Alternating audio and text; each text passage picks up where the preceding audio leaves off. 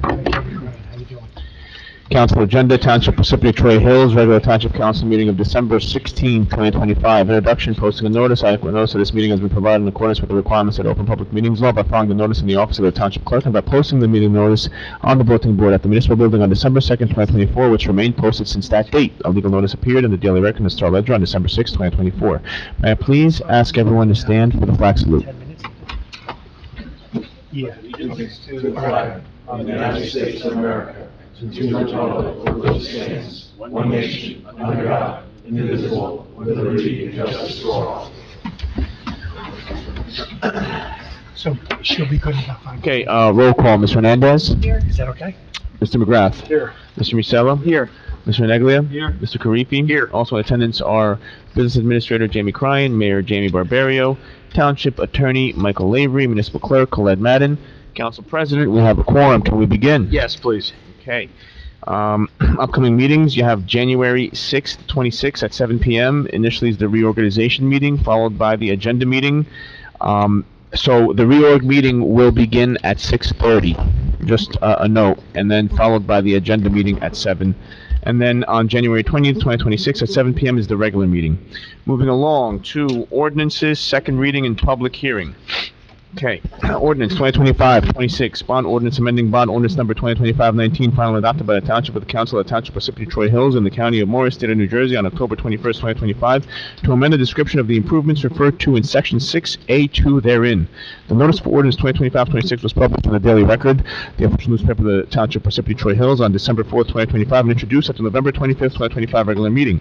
Motion to accept ordinance 2025-26 be heard in the second and final reading. Motion. Second. Motion made by Mr. Neglia, seconded by Mr. Musella. Roll call. Mr. Hernandez. Yes. Mr. McGrath. Yes. Mr. Musella. Yes. Mr. Neglia. Yes. Mr. Karifi. Yes. Motion passes. Public hearing. Can I please have a motion to open up the public hearing for ordinance 2025-26, please? Make a motion. Second. Motion made by Mr. Musella. Who seconded that?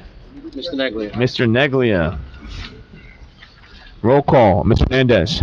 Yes. Mr. McGrath. Yes. You can't hear me back there? Hello?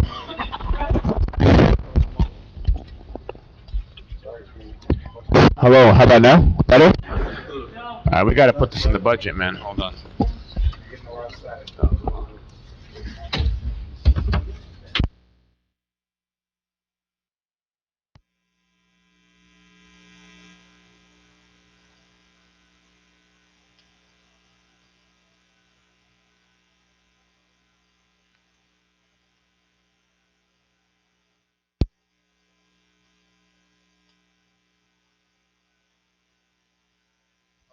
Hello? Okay.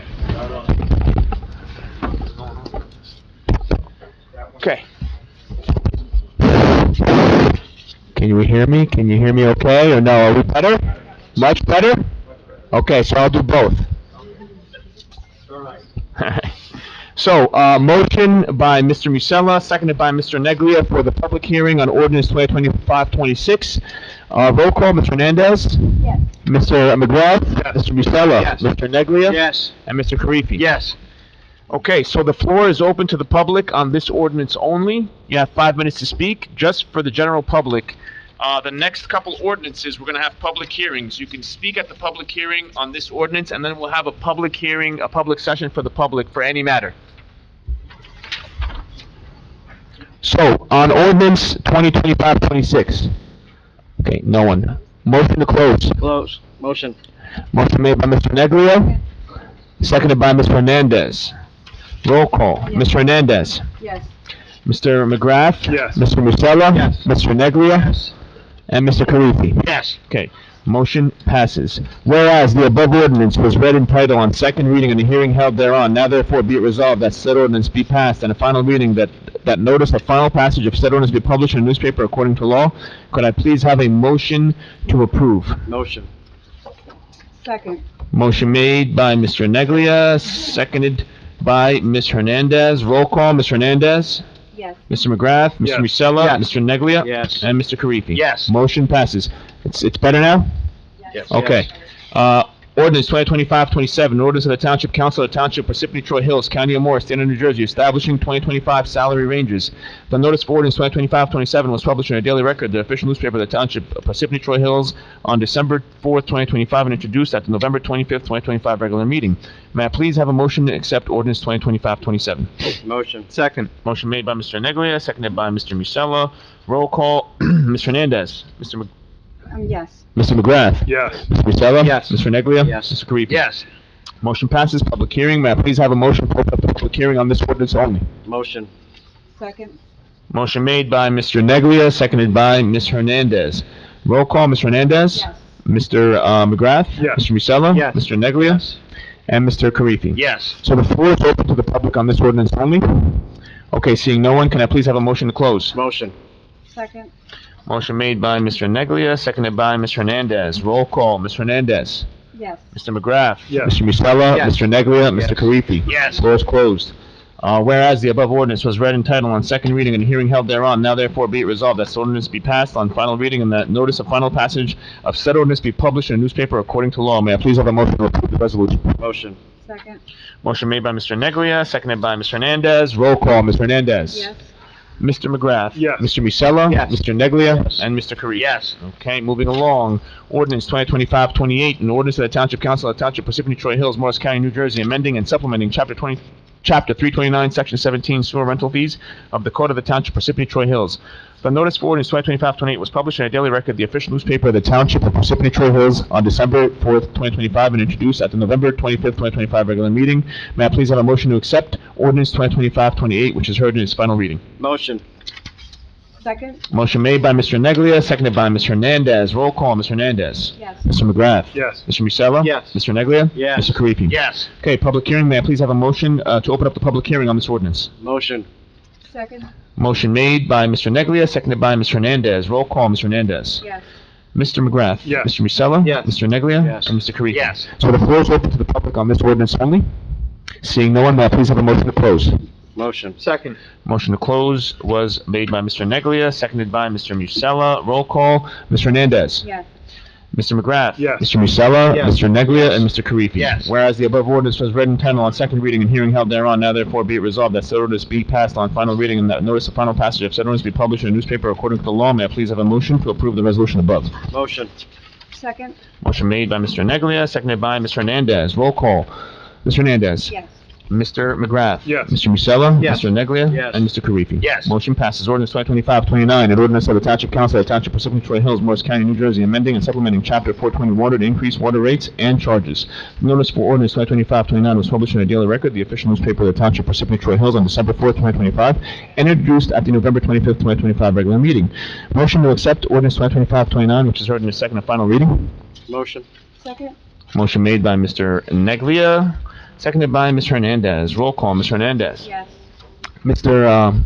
McGrath. Yes. Mr. Musella. Yes. Mr. Neglia. Yes. And Mr. Karifi. Yes. Okay, the motion passes. Ordinance 2020, okay, that's done, sorry.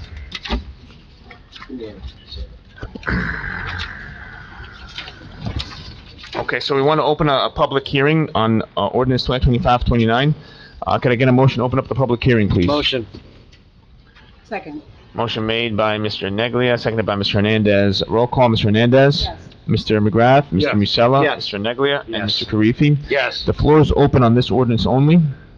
Seeing no one, can I get a motion to close, please? Motion. Motion to close made by Mr. Neglia. Seconded by Second. Ms. Second. Hernandez. Roll call, Ms. Hernandez. Yes. Mr. McGrath. Yes. Mr. Musella. Yes. Mr. Neglia. Yes. Mr. Karifi. Yes. Whereas the above ordinance was read in title on second reading and hearing held thereon, now therefore be it resolved that this ordinance be passed on final reading and that notice of final passage of said ordinance be published in a newspaper according to law. May I please have a motion to approve the resolution for above ordinance 2025-29? Motion. Second.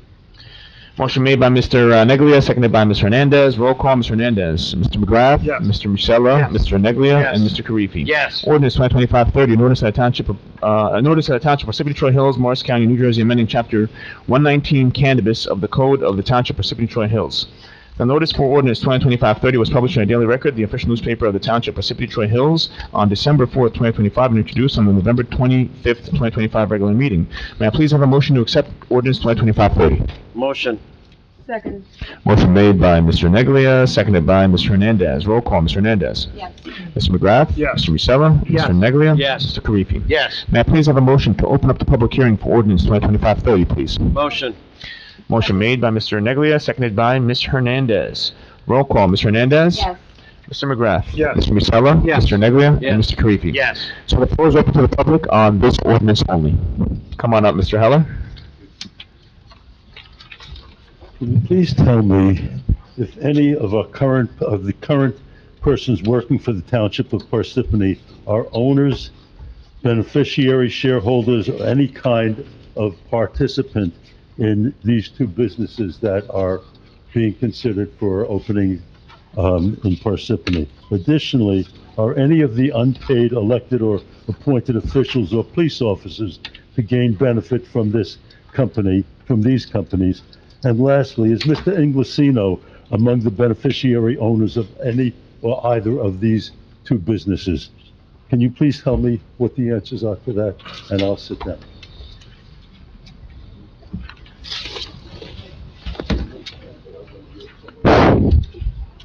Yeah, I can say I don't believe Mr. Inglesino is the owner or have any interest in any of the cannabis licenses.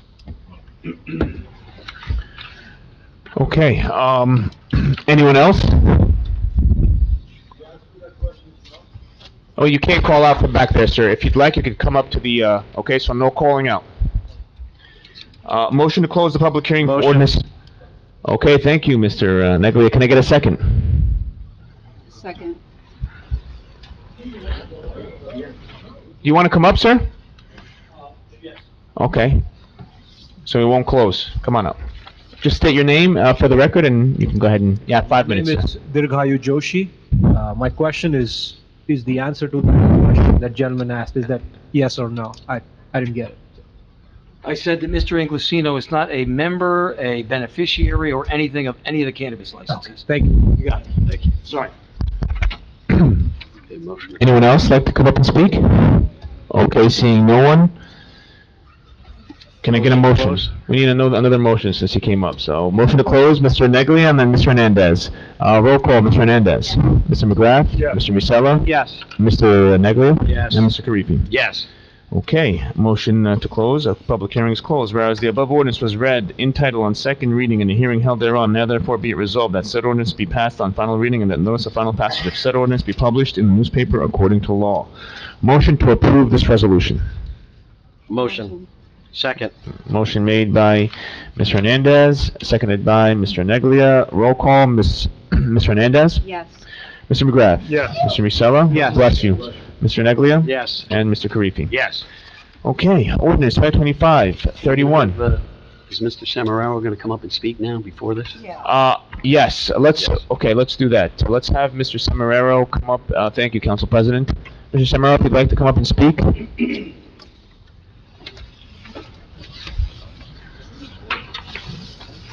And to the council members, if you guys would like to say something prior to your vote, what we'll do is we'll do a motion, a second, and then we'll have discussion. Everybody can speak, and then we'll go into roll call.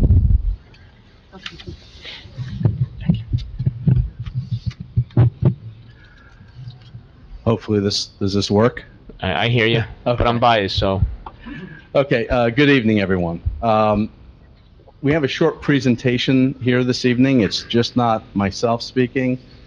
We have our affordable housing planner that has a brief presentation to follow what I say here. And we also have the court's special master who made herself available just to weigh in briefly telephonically as well. And then we have our financial expert to do a presentation. And of course, we're going to be able to answer questions that the governing body may have for us or instruct us to answer. As hopefully people know by now, my name is Mark Samararo. I'm the Affordable Housing Council, as well as the Redevelopment Council for the Township. My role in those appointments was quite simple, to ensure that we are engaging in responsible redevelopment and to responsibly handle our affordable housing mandates and work with our other professionals, including our planner, towards achieving plans that would have minimal disruption and minimal impact with respect to our affordable housing obligations. I think it's noteworthy and it's beneficial for the public to understand that affordable housing has been around a long time. It's been around since 1970.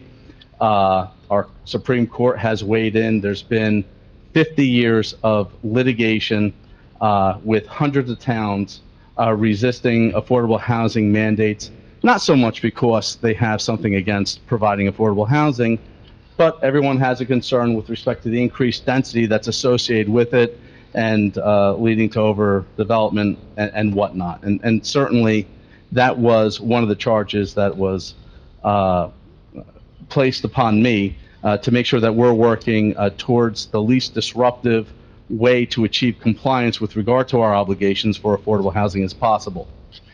There's no silver bullet. Most people aren't in support of this. I know that the administration and the governing body wanted to resist overdevelopment as best they can, but obviously we have our obligations to satisfy the law, and that was the task that I was charged with, balancing those two. We're here today essentially to take steps to protect the township. We have developed a fourth round plan. That fourth round plan involved a number of properties. One of those properties involves a request for a pilot that will be heard later on this evening. There's nothing new about that property's involvement. That property was involved in the third round affordable housing plan. It's been involved in the fourth round affordable housing plan. Both of those four affordable housing plans involved a very transparent process that's set forth in law. There were public hearings with respect to that plan, and at the time that that plan was adopted, it was explained to the public that the properties that were included in that plan were included because they were the least disruptive locations for a number of different competing reasons. So we have filed that plan. We have received a number of challenges to that plan. We have worked with the parties that have been challenging us, including Fair Share Housing, and we have come to a very reasonable settlement that did not increase the number of affordable housing units that we were scheduled to provide, and our planner could certainly speak to that. We're here today not so much for the pilot as we are to confirm that we have a settled fourth round affordable housing plan. The courts have imposed a deadline on us of December 31st. That deadline is statewide.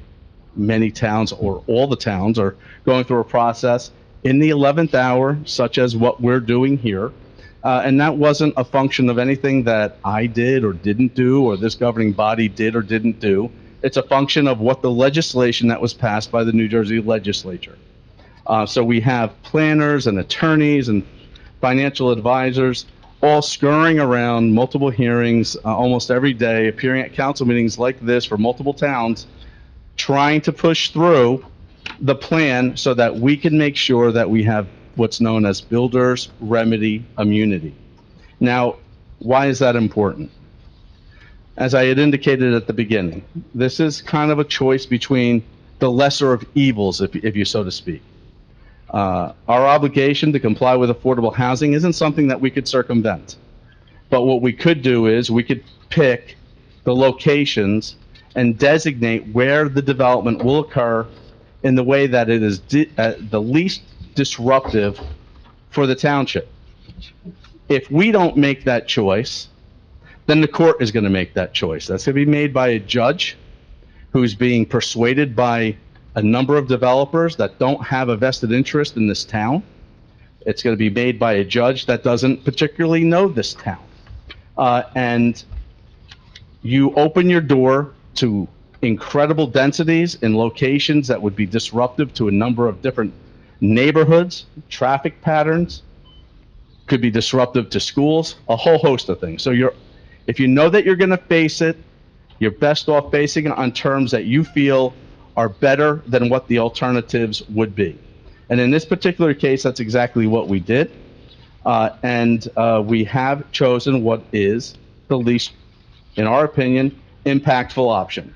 And clearly, it was the least impactful option that was determined after public hearings. This has all been done. It's all been vetted. There's nothing new here tonight about those particular locations. The one thing that I can say is this. We have 8 separate developers that are seeking to invalidate our plan and push upon us high-density housing on 8 different locations because they are hoping that this plan does not go through and get finalized. According to our best estimates, if the plan doesn't go through the way that we have adopted it, we are looking at having to face development on at least 5 other locations, meaning at least 5 other neighborhoods in this township will be impacted by high-density housing. The reason why the park site was selected was because it was the least impactful site to neighborhoods. It's fronted on by 2 highways, and it is tucked away. Now, you can't wave a magic wand and say that you're going to have higher density housing that has no impact on anybody. This is a choice. You have to select, and we did select, the least impactful plan that we could. And our planner worked very hard to get us there. It's certainly my position. I know that it has been all the government officials that have been involved, that it's certainly better. The devil you know is better than the devil you don't know.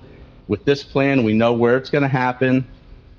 We don't know where it's going to happen if this gets invalidated and we go to court and we have 8 different developers arguing to the court why their site is better than the others and why they financially need a ridiculously high density of housing to offset the expenses associated with them constructing affordable housing. So make no doubt about it. There's no silver bullet here. There's no secret formula. We don't have an argument to obviate an obligation to provide affordable housing. We have that obligation. We're not going to go to court and persuade the court that we don't. And the obligation in this particular instance was quite significant, and we know that.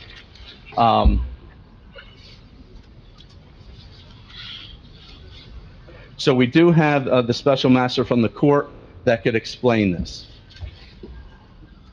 But before we have her speak to the public, I wanted to indicate that we have our planner that will follow and provide an explanation as to what the alternatives are so that the public could actually see that there are real neighborhoods that would be impacted if the park development doesn't go forward, if it's excluded from the plan.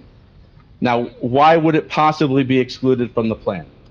Well, the park development, the owners, had informed us a few weeks ago, several weeks ago, that they could not financially afford to provide the affordable housing that was allocated to their property unless they receive a pilot.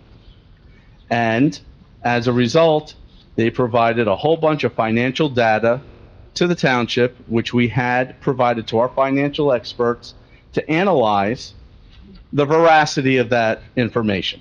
They didn't take their spreadsheets and their pro formas and their explanation as to projected rents, projected expenses, projected construction costs. They vetted everything out, and as you will see from our financial experts, who's here tonight to explain the process to the public, the property would be compromised financially and does not financially pencil out to provide the required number of affordable housing units unless it receives a pilot. Now, over the past several weeks, we have gone back and forth. Like every developer, this developer asked for the maximum pilot there is, the lowest pilot possible. we pushed back, and we pushed back repeatedly, and we negotiated a pilot that's better than what they were asking for, certainly. Not only that, boy, I almost sang there. Not only that, we have achieved a pilot that will result in greater revenue for the township than what traditional taxes would have provided to the township without a pilot. So this pilot, despite the fact, and I can't stress enough, this should be the preeminent concern, resolving our affordable housing plan. We need the pilot to resolve our affordable housing plan. But that doesn't mean that it's all bad, because the pilot that was negotiated is a pilot that puts us, as well as the developer, in a better financial position. And our expert will be here this evening to discuss that. So we do have good news with respect to the pilot that we really need to go forward with in order to settle our affordable housing plan. I know that the decisions made by this governing body aren't easy decisions. I'm aware of the history with respect to the public's opinion of pilots. I'm aware of the public's opinion on affordable housing. We can't do anything about the affordable housing. But what we can do is, with the passage of a pilot, we could ensure that we have the least impactful affordable housing plan that our professionals could come up with and that they worked for. It's going to be a decision that's not easy one way or the other, but this would end litigation. It would result in a financial benefit to the township, and it would result in less confusion and problems for the township by having development in sites that you desire even less than where this is going. So we do have our planner here to explain what the options are, what the alternatives would be. I don't think that they're options. I think that the option is very clear. We should be keeping the plan the way that it is, but he'll explain what you're looking at if it doesn't go forward. And we also have our financial expert here.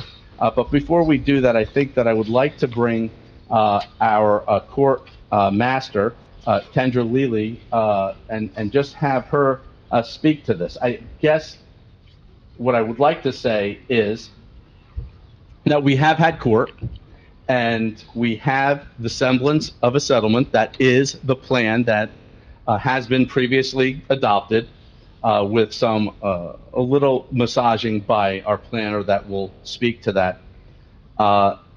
And the court had agreed to accept what is known as a conditional settlement, conditioned upon us moving forward with the pilot this evening. If this pilot this evening does not go forward, we don't have a settlement, and I will be embroiled in litigation with 8 developers, and we'll see how that goes. I would much prefer that we settle. Oh, Kendra, how are you? Good evening, everyone. Good. Can you hear me? Yes, I certainly can. The public can. Have you been listening in? I have. Okay. If you would illuminate the public as to what your position here is on this. Sure. Good evening, everyone. My name is Kendra Lely. I am a planner in the state of New Jersey. I have been appointed as what's known as a special adjudicator in this particular case. My role is to help with mediation. As Mark had indicated, there are 8 objectors, including Fair Share Housing Center, to the plan. I think we started mediation sessions probably about 6 weeks ago, which was in accordance with the Fair Housing Act rules and regulations. My ultimate job is to advise the judge, who is a retired judge. They are known as program judges or program members, and their ultimate responsibility is to recommend the housing element fair share plan and or settlement to the what's known as the Mount Laurel judge, so that's in Superior Court. So my role really was twofold. One is to work with the municipality as well as the objectors to come to a settlement agreement. And I have done that. We met several times over the last 6 weeks, both with the program judge as well as separately. And then secondly is to review the settlement agreement and provide a recommendation to the program judge so that they can then provide a recommendation to the Mount Laurel judge, where you will ultimately, this town will ultimately receive what's known as an approval, a certification of approval of your plan, and you would then have full immunity from any builder's remedy suits for the next 10 years. The next how long? And, 10 years. 10 years. So, could you please explain to the public what happens if the pilot does not go forward this evening? Yes, my understanding of both through my conversations and the review of the settlement agreement and our mediation sessions is that if the pilot does not go through, it has been made clear that the objectors, if the pilot does not go through, there will be a hole in your plan, and I'm sure the planner will be able to explain what that means. But potentially up to about 180 credits, potentially even more than that. If that happens, what will basically be the outcome of that is that you will not have a compliant plan, meaning you will not be in compliance with the Fair Housing Act. If you're not in compliance with the Fair Housing Act, at the point where the judge has to make a recommendation, which is by December 31st, there is a very true two pieces to happen. One is that you could have builder's remedy lawsuits filed immediately because you could potentially lose your immunity because you are not in compliance with the Fair Housing Act, which basically says you haven't met your Mount Laurel obligation or your affordable housing obligation. That is the crux of, in this particular instance, the need for the pilot to pass in order for your plan to be compliant. If it doesn't, then you would definitely, this town would be open to builder's remedy lawsuits. Well, I certainly appreciate making the time to explain that to the public this evening. Does any member of the... Yeah, I have a question. So Kendra, just to make sure I'm hearing you correctly, the state of New Jersey is forcing us to accept a pilot so that we don't lose our immunity. Is that what you're saying? Did you negotiate that? So the state of New Jersey has created rules and regulations as to a law which basically says, here's your obligation, you have ways to satisfy that obligation. As part of your plan, you have a project that requires a pilot. If that project does not receive that pilot, my understanding is that the developer is not able to afford or provide an economic, the project is not economically feasible in providing those affordable housing units, and therefore would not go forward. That project does not go forward. You have a gap. You are not providing all of your affordable housing, the required affordable housing units. So it really is the reason for losing immunity or potentially having to deal with builder's remedy lawsuits has to do with the fact that this particular developer, the park developer, needs a pilot in order to produce those affordable housing units. And so the state of New Jersey hasn't said you absolutely have to have a pilot. It's baked into your overall plan, and you're utilizing this particular development to take, and I'm sure Ed can talk about this, to take a large part of your plan and satisfy those affordable housing units. So the state doesn't take into consideration timing? So in other words, when this was thrust upon us first week of December, this court's just like, hey, you're out. Tough. Yeah, unfortunately, the Fair Housing Act has placed extremely tight timeframes, not only on Parsippany, but every single municipality that has filed a plan, which is over 400 in the state of New Jersey. All municipalities need to have a recommendation by December 31st. And just to give everybody a sense of what has been happening, mediation sessions really didn't start until the end of September, beginning of October. So we have negotiated for pretty much almost 400 municipalities over the last 6 weeks to 2 months. And Parsippany has a large obligation, many developers. It was a complicated case. And so, yes, it has been a lot of work in a very, very short period of time. But that time period, that was thrust upon you through the Fair Housing Act, which is a law in New Jersey. So, Mr. Semeraro, quick question for you, sir. You said 8 developers are seeking to get onto our plan. If we, at the end of this month, have it set, those 8 seeking cannot get on, there's no lawsuits that are going to surprise us in the new year with, that one slip by, we have to accept it. Is this a closed door? If we settle? Yeah. Yes. Okay. Yes. What about, so this developer can't build their buildings, so they're going to force us to give them a pilot. How many other developments are in our plan? Ed would know better. 6? 6. Why can those 6 build? Or are they going to come and say we need a pilot too? And who's representing them? They have not asked I understand today, but again, is this going to be January, then February, then March? And if we get them out, now we're going to be opening up our lawsuit again? If the case is settled, the case is settled. There are certain interim review periods that you have to comply with, and Ed could speak to that. 6 months down the road, I believe is the first one, midpoint. But they would have to indicate that they're not interested in the plan. So when you're negotiating this, if someone's not asking for a plan, a pilot, presumably they want to make money and they know that they can make money. Different types of construction, different types of amenities have different expenses associated with it. And the industry has a certain standard rate of return.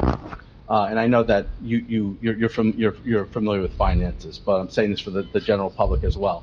And unless there's a certain rate of return that a developer could achieve for a particular project and explain that to funding sources, they can't get funding for the project to move forward.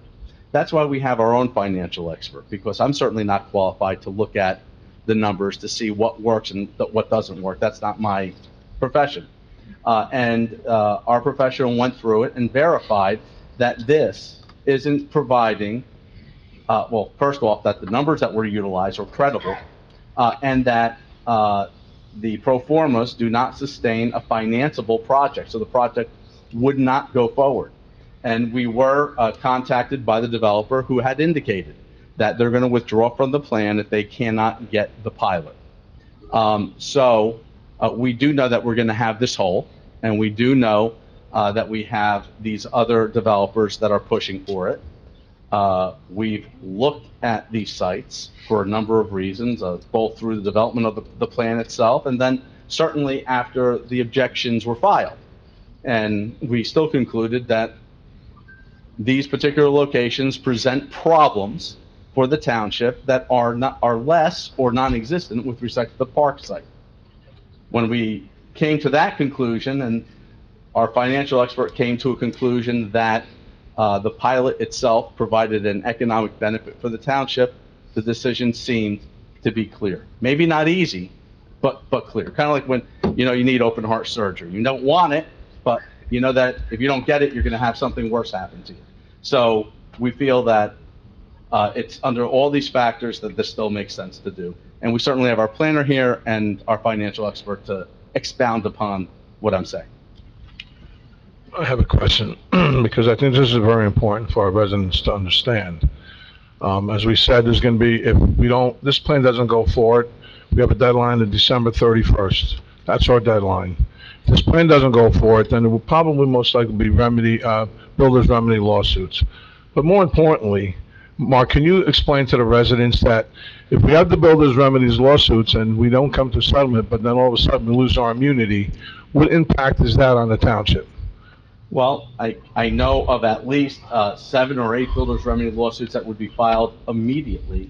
But it's also going to be an announced invitation for anyone else that wants property that they could develop to come in. And then we're going to be forced to defend a plan which we obviously acknowledged doesn't satisfy all of our obligation for affordable housing. We're going to have to hurriedly try to come up with plans that are the least impactful upon the township to resolve those claims. And we feel that we already have selected those sites which are least impactful. So we know that we would be looking at some sort of combination of sites that would be, to some degree, more detrimental to the township than what we've selected already. But do we lose our ability, I'm talking if you lose your immunity, to control our own planning and zoning board? Absolutely. You have no control over the nature of the project. We could argue, but you're at the mercy of the court, which means they could be looking at densities that you don't want, as opposed to townhomes, which we have included in this plan. We could be forced to consider flats at higher densities, and we could be looking also at projects with less amenities than what's being proposed. The plan that was produced and discussed at public hearings, so far as these plans are concerned, was a pretty damn good plan for Parsippany. Thank you, Mark. No problem. Thank you. Thank you, Mark. Yeah. So with that being said, I would like to call Ed Snikes, who's our planner, so that he could briefly talk about the plan and more importantly, discuss what we're looking at hypothetically in the event that the pilot didn't go forward and our settlement wasn't approved.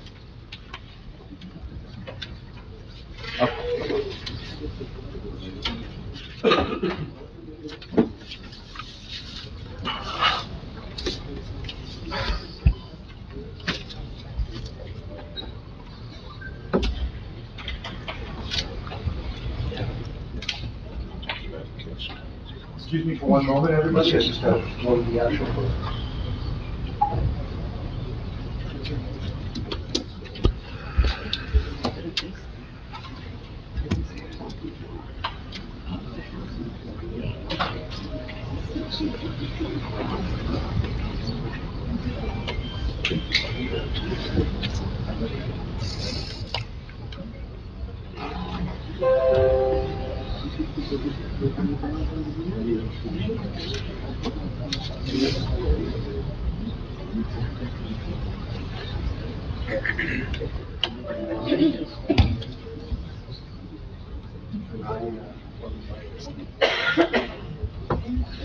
It won't work on that one. It might be on the desktop. It's on the desktop? It might be, but if your laptop will probably work better. Literally, I'm gonna have to do this count. I don't, Kendra, are you still on? I am still here. Do you still need me? No, thank you so much. I think that's all we need for this evening. You're welcome. Very Thank much you. appreciated. Thank you, Kendra. All right. She was attending from out of state.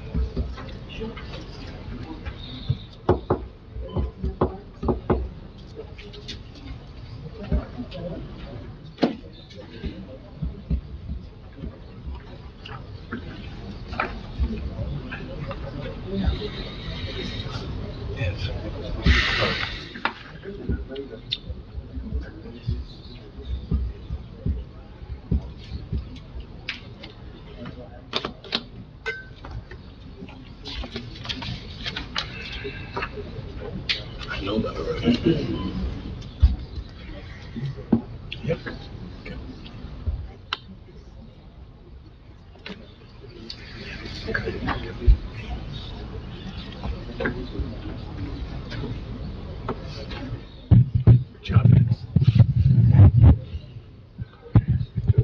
So all the practice I've had throughout high school has paid off.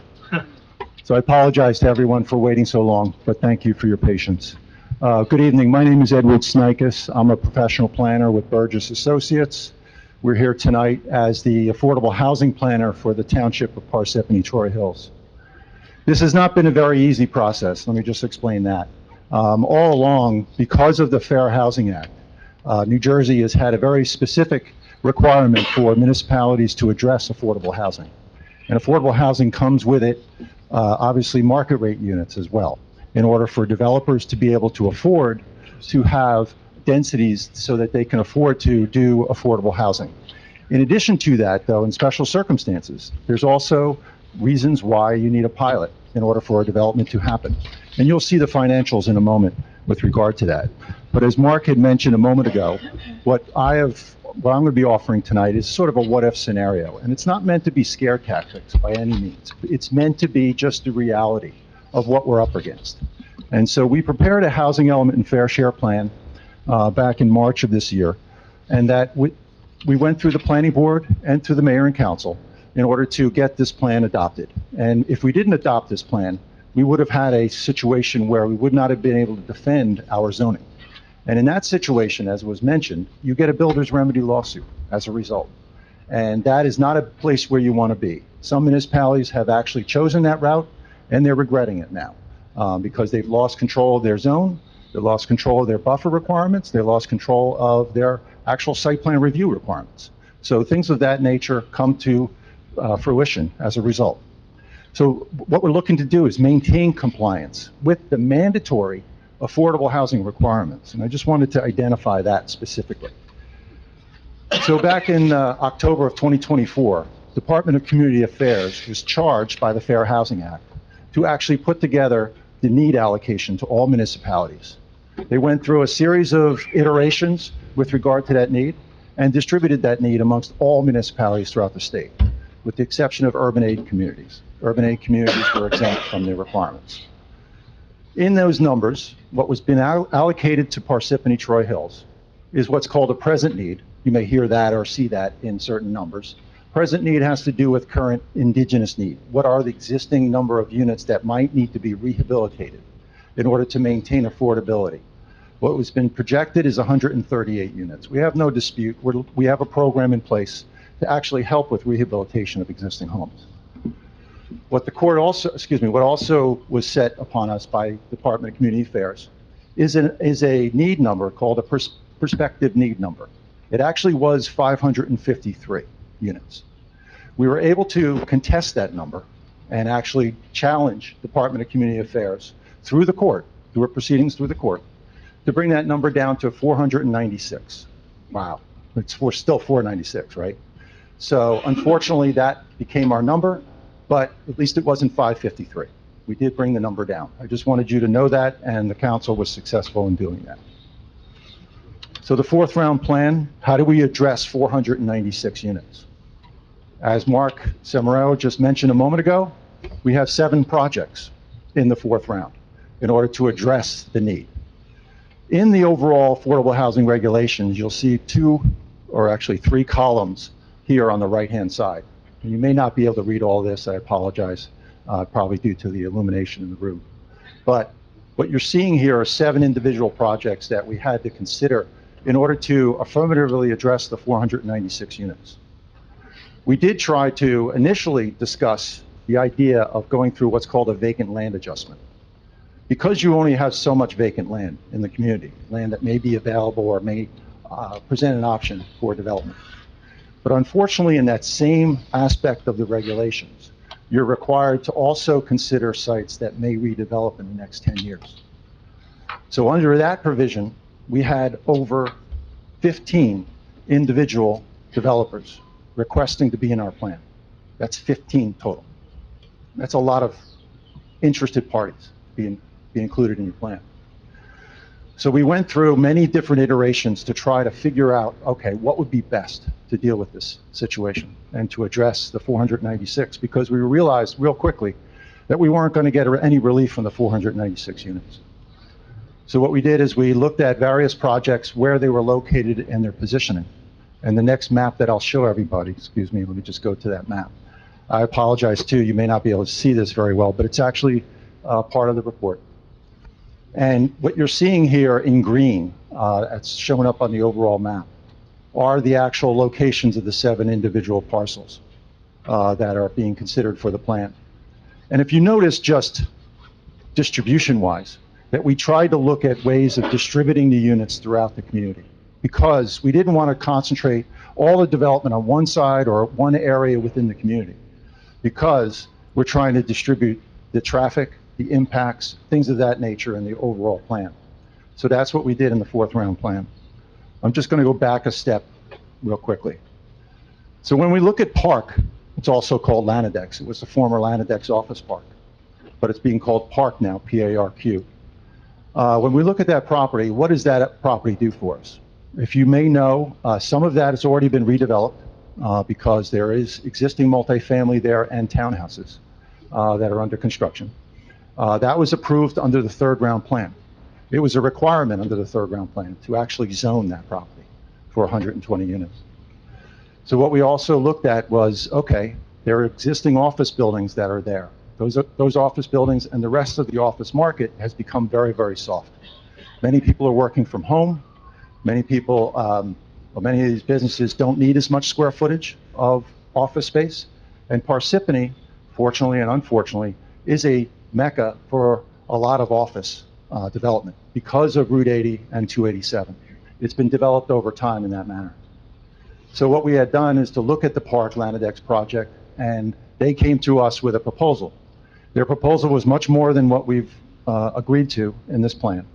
But at the same time, their proposal was something where we saw a town center, sort of a smaller town center area that would benefit the community if we were to allow additional development to occur there. So we did so. We included them in the plan for another 120 affordable units. If you also notice, there's a bonus column, that central column. That bonus column is a fact that's allowed by the rules, by the Fair Housing Act, that if you do certain types of development scenarios within your community, you can get certain bonuses associated with them.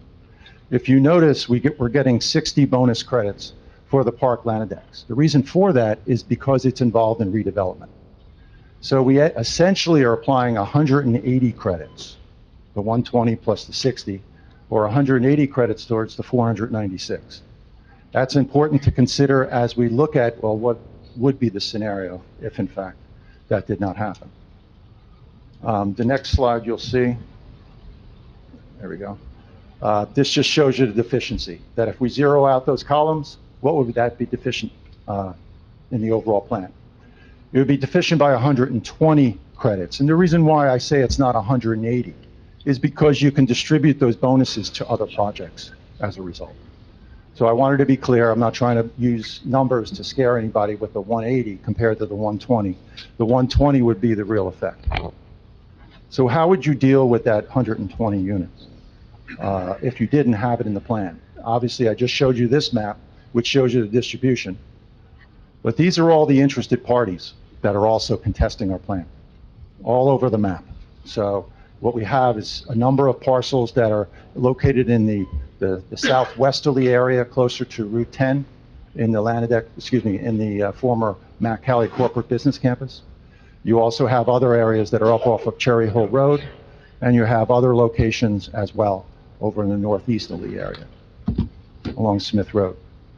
So that is just something to be considered in the big picture.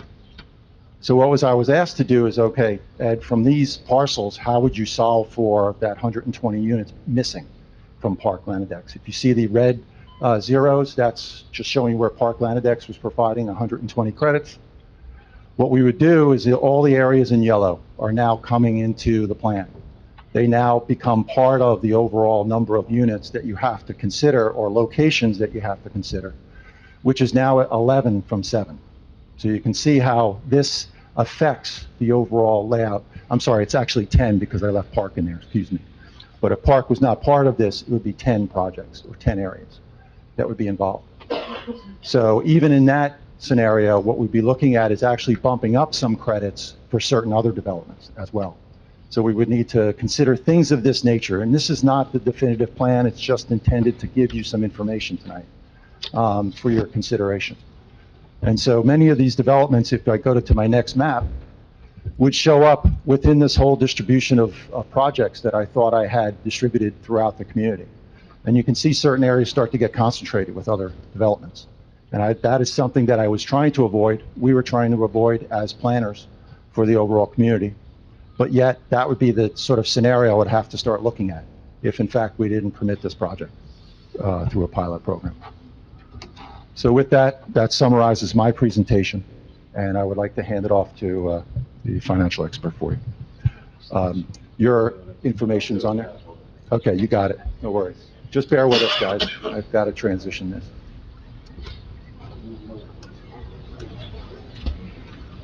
Is it on that USB? Okay.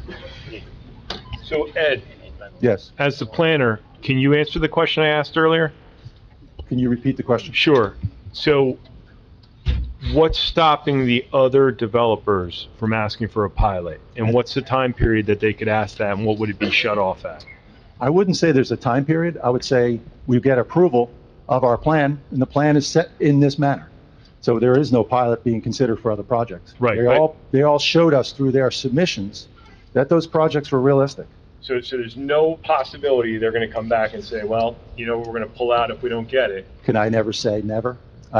No one can say that. No one can ever guarantee that, especially in this landscape right now. Yep.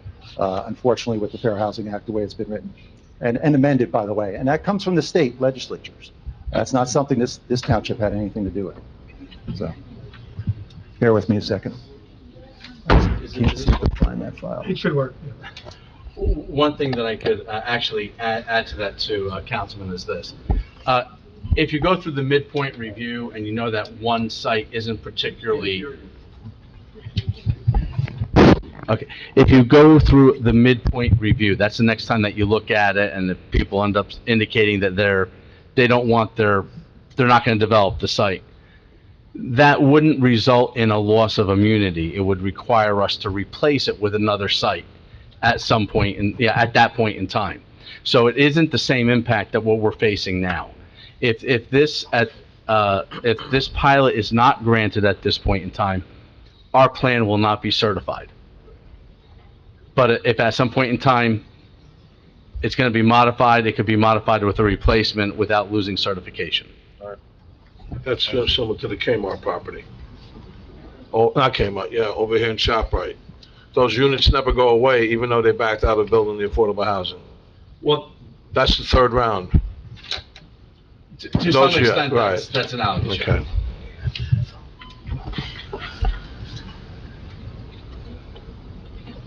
Council President, real quick, Mark, if someone does say that they can't build and they ask for a pilot, the answer can be no. Absolutely. And then the answer can be, and if they cannot go through with it, then there's other objectors and other properties that may be entertained at that time at the halfway point or anywhere, after this is done. And not be shoved down our throat either, right? Yeah. It wouldn't be with a threat of losing our certification. Yes, that's. And that's the big difference here. We would still have immunity. We may have to do a massage, but it wouldn't be losing immunity. Thank you. My name is Michael Hamley. I'm from NW Financial Group. I have been working with the team and against the developer to come to the place we are today, presenting the financial agreement to be adopted. What we have here is going to represent about a $500 million investment in your municipality. And that's important both because of the affordable housing needs, but also because growth helps municipalities. Not having growth requires revenue and your costs increasing every year.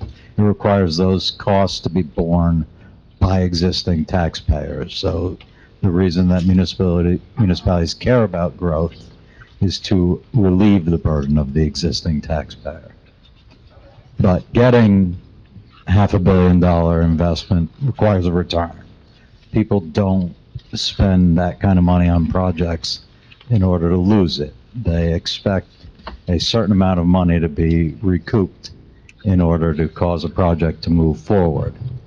in a conventional tax scenario, two very important metrics that we look at here are a net project value, which is determined by taking the net operating income and dividing it by a cap rate. In this case, we used 5%, produces a project value of $423 million. Now, that's not good if you're investing $500 million, right? Like you'd like your investment to be worth more than you paid for it. You also take a look at the yield on cost, which is determined by taking the net operating income and dividing it by the total project cost. In this case, it would be 4.65%.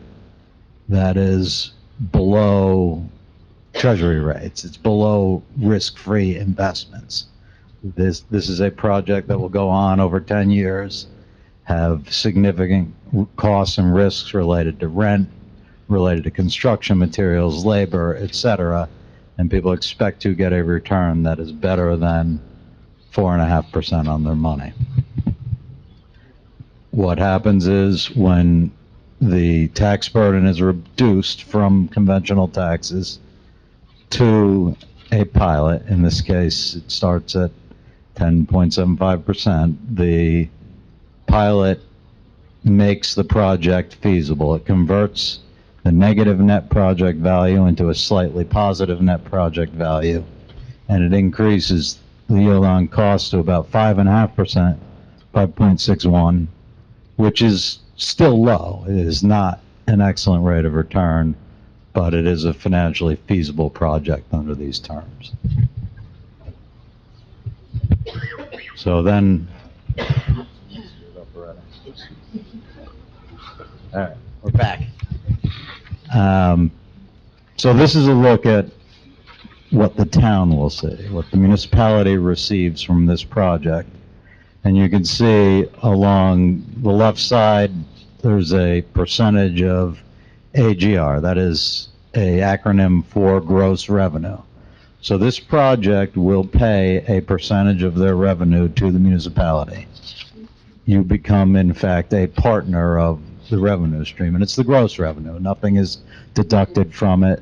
The developer will be audited by a licensed accountant and provide a full audit from a CPA that says exactly what their revenue is on an annual basis, and we'll have to pay that amount to the municipality.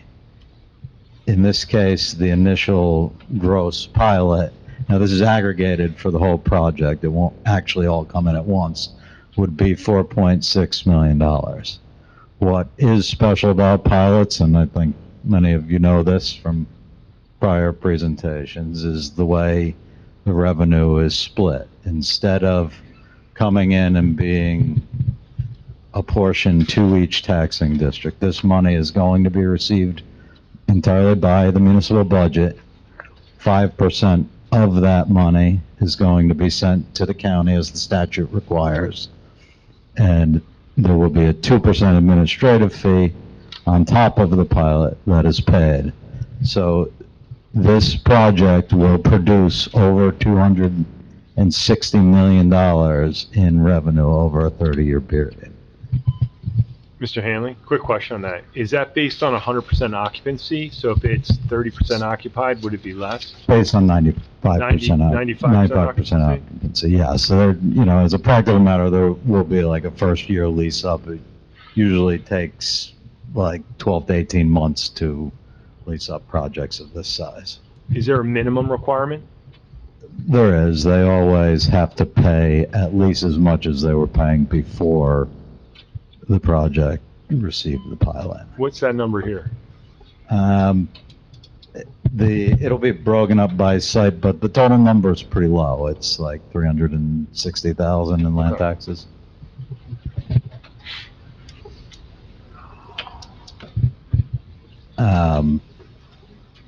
Now, we show this because this is something that everyone asks to see what a pilot looks like versus what conventional taxes look like.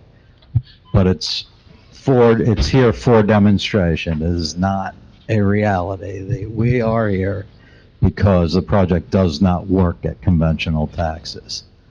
But in order to demonstrate how a pilot works and what the differences are, we provide this as a slide. So the $269 million of the gross pilot, which is paid over 95% of that revenue is coming to the municipality, which turns into $239 million. A conventional tax scenario would produce $386 million total dollars, but the municipality would only receive about $105 million of that.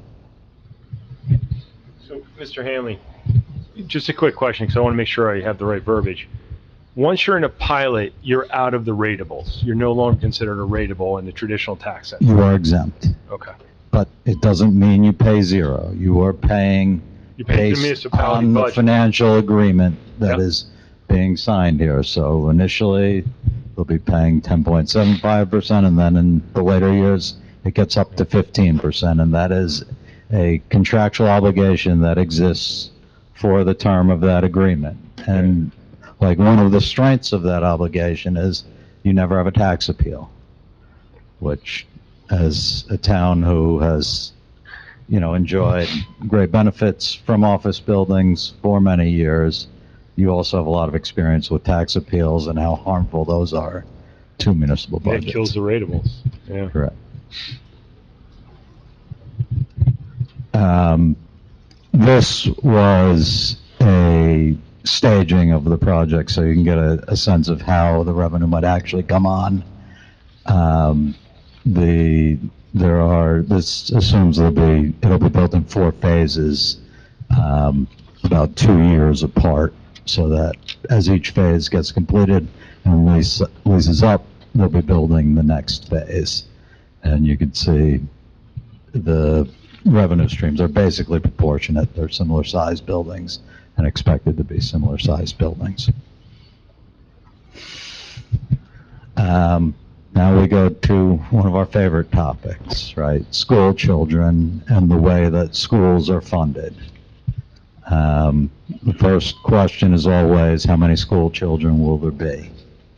Now, Rutgers has studied tens of thousands of units across the state over decades and developed multipliers that identify by unit type and by income type how many public school children you can expect to come out of each unit type. Using those multipliers, this project projects to 151 public school children. What we've done for this exercise is take the total cost of classroom instruction, multiply it by the municipal contribution, the levy contribution to that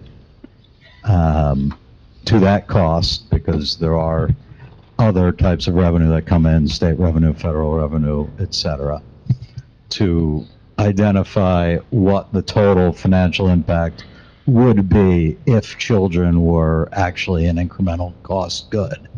I mean, I would make a case to you that they are not, that both schools and government are primarily a toll good, and they're very expensive to open your doors on January 1, but that incremental movements in residents and school children don't actually produce a proportionate share of additional cost.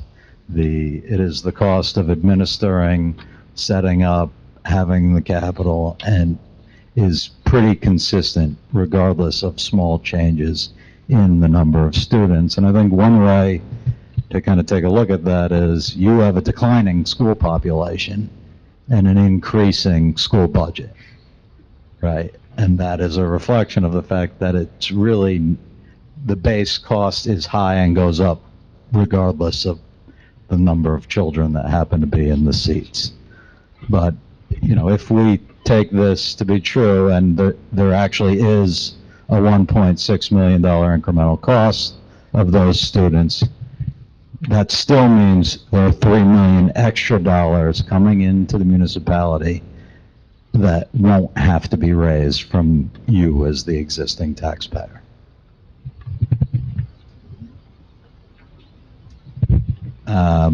Now, this slide has nothing to do with the residential. This is the second financial agreement you're looking at today, and that is related to an industrial piece of property, 40,000 square foot warehouse.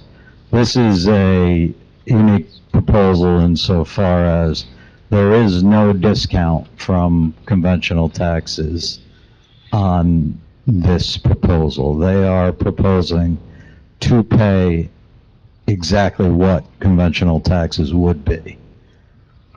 And the reason they're willing to do that is they want certainty. It helps with lease up. They believe it will make it more attractive to tenants to know that they're not subject to wild swings in assessments or revaluations or changes in values that are out of their control. They can tell a tenant they're going to pay based on their revenue stream on an annual basis. But it starts at $622,000, which is the current tax number, and it sets the percentage of gross revenue based on the expected gross revenue at 26%, and will act the same way that the other pilot acts. It will continue to, you will continue to receive revenue based on what's actually collected at the site, and it's starting at what is conventional taxes. So the benefit, again, is those dollars are going to come to the municipal budget to assist you in managing your cash flow. Mr. Hanley, that's the town's portion of the budget or 100% conventional taxes? 100% of conventional taxes.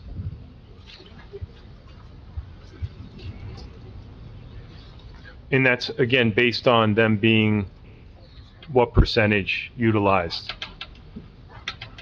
Well, it's a single tenant. So this is always going to be the same, growing year over year?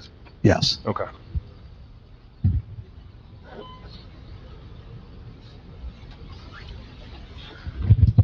Okay, do you guys have any questions for Mr. Hanley or any of the presenters?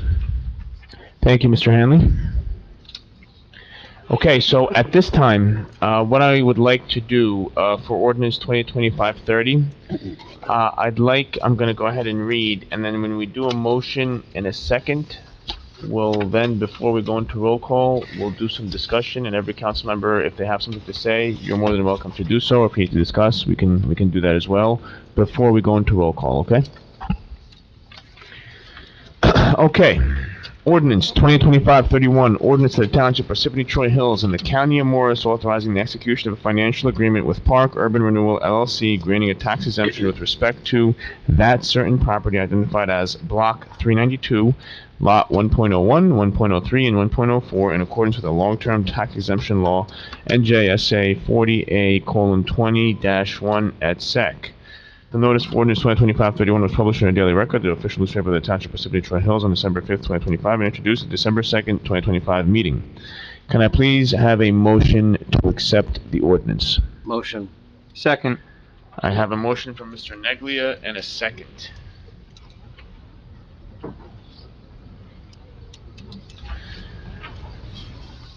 Roll call.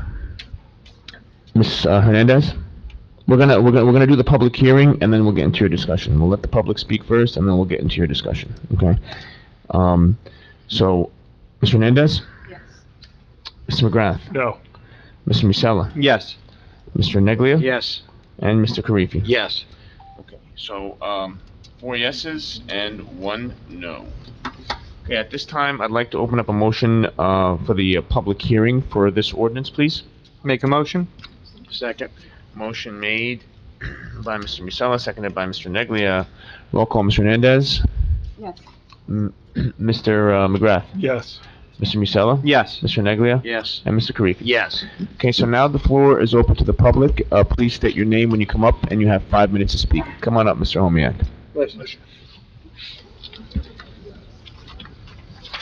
Nick Homiak from Hiawatha. What happened today should have happened weeks ago. And I felt like we were in a court We're being intimidated.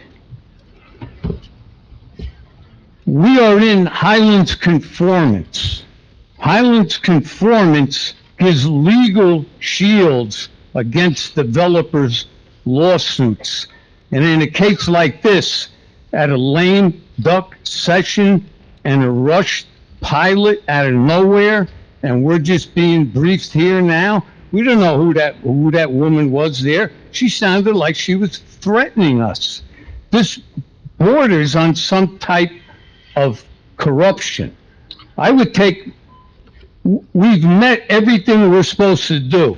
Why would a developer develop anywhere he feels like or outside the zone? Parsippany has set themselves up for this because we're overdeveloped in need of redevelopment. Why would we would even need, Mr. Schneiker said, a vacant land adjustment in Parsippany? Really? I mean, telling us things that we don't need to hear. We have plenty of land available for the affordable housing. And we also have a water problem. So they're going to pave over more and injure our water supply even more. We have the highest water deficit in the watershed. But these legal shields, and I think we would win, they're not suing Parsippany. They're going to have to sue the state of New Jersey for this last-minute pilot deal. It sure smells like corruption to me. And like I said, we should have been hearing about this a long time ago. And like I said, this is not a courtroom, but they're trying to turn it into one. And I would say no to the pilot. And rent is unearned income by these developers. I'm sure they have plenty of money. They're just thinking about how much more money they want at our expense.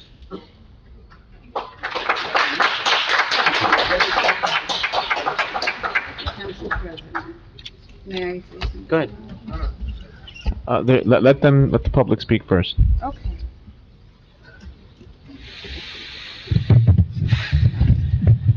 I touched it, sorry. Allison Cogan, I am the president of the Board of Education, and I am here speaking as that. The ordinance you are voting on tonight could produce over 400 students into the schools. That's over 400 students that would not be accounted for in our revenue budget, since the 2% cap will be the same with or without those 400 students. This is on top of the incredible burden on the board caused by past residential pilot agreements, which is why we have been trying to work on a revenue sharing remedy with the township for the past 2 years. Unfortunately, those efforts so far have been unsuccessful. The proposed financial agreement that is the subject of the ordinance was not made available to the public for review prior to this public hearing. There's also no evidence that the financial incentive of a pilot is necessary to redevelop under the existing redevelopment plan. Voting on this pilot tonight with no opportunity to review the underlying financial agreement ahead of time and without any revenue sharing agreement with the board in place is improper, premature, short-sighted, and is not in the best interest of the residents or the students. I also have 2 questions. Will these presentations be available to the public? And how many of the other developers will still develop in Parsippany but not be counted in the affordable housing plan? Thank you. I'm going to make a statement.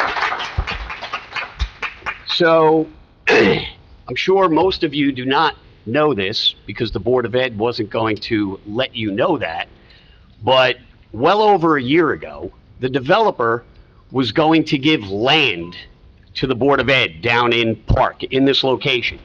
Free land, and there would be pilot money that the town would contribute to build a brand new school down in that location.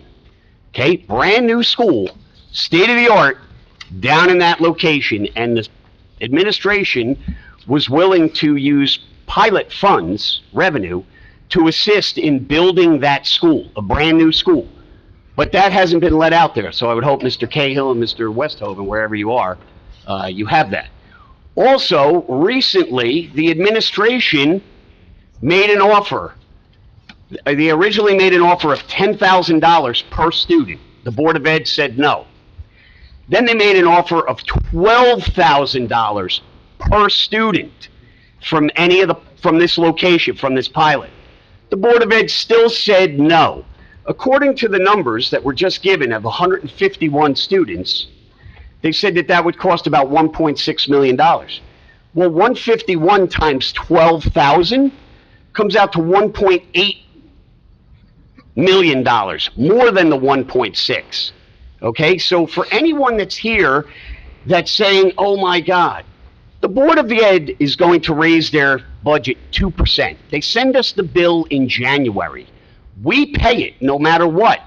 This was extra money that would have been turned over from the town per student for every new student at that pilot location. Or, again, over a year ago, it's a fact, they were offered the free land and there was going to be pilot money that was going to be used to pay towards a brand new school. The Board of Ed said, no, we want money. So then the mayor offered them $10,000 and they still said no. Then the mayor offered them $12,000 per student and they still said no. So we're there right now. They wanted more and more and more money to where the town would have actually lost money. So if there's anybody here that was concerned about your school taxes and this and that, you're going up 2% because that's their cap. That's what they're going to ask for. And the town is going to pay that. This pilot money was going to be extra money that would go to the school board. Extra money on top of that. And they still said no. So just wanted that out there. For anybody out here that was wondering about your schools, there it is. And if I, can I, And Mayor, go ahead. I'd like to add to that, because, I have been negotiating. I negotiated with the former president, was Andy Chaffo.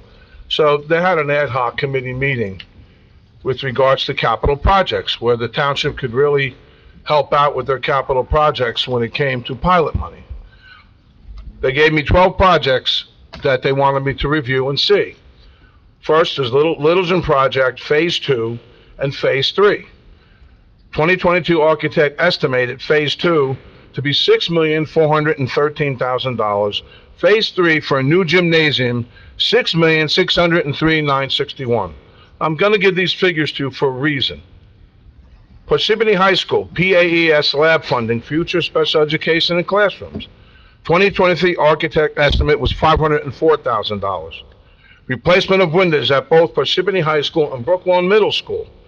2024 architect estimate, Brooklawn Middle School replacement was $3,320,000. Parsippany High School partial replacement was $1,838,000. I'm rounding off here.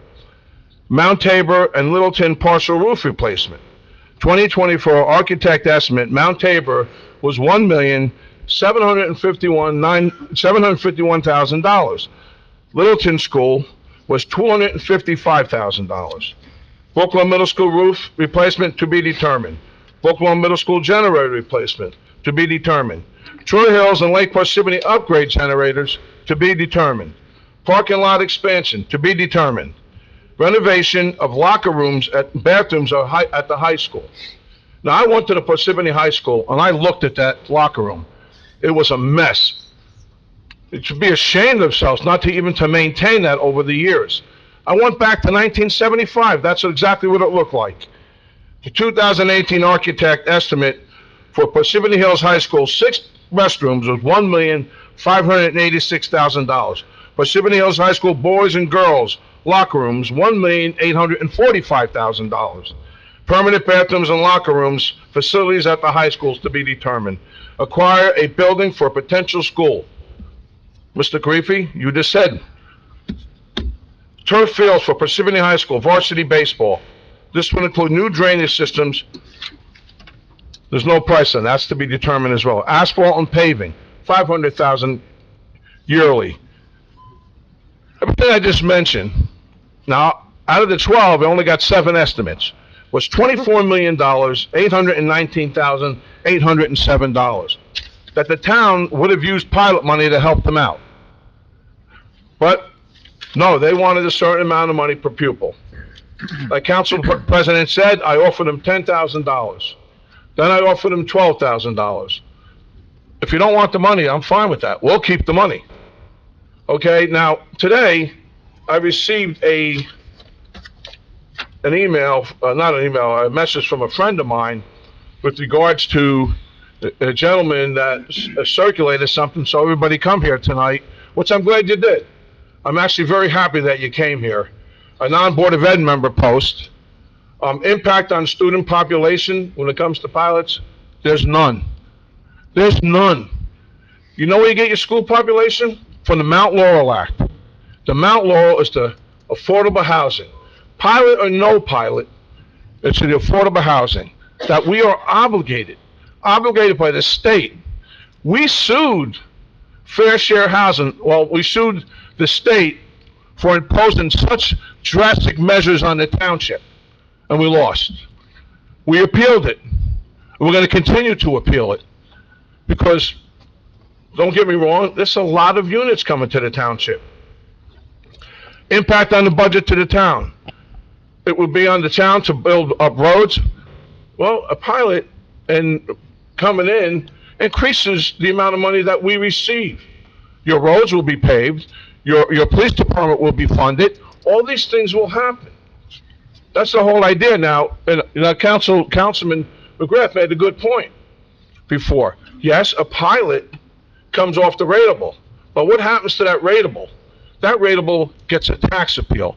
And what makes me upset more than anything is that the school board wants to share on the amount of money that we receive, but they don't want to share in the amount of money that we lose. And we lose a lot of money to tax appeals. I'm only putting these things out because I'm glad this gentleman put this out tonight, because it's truly important.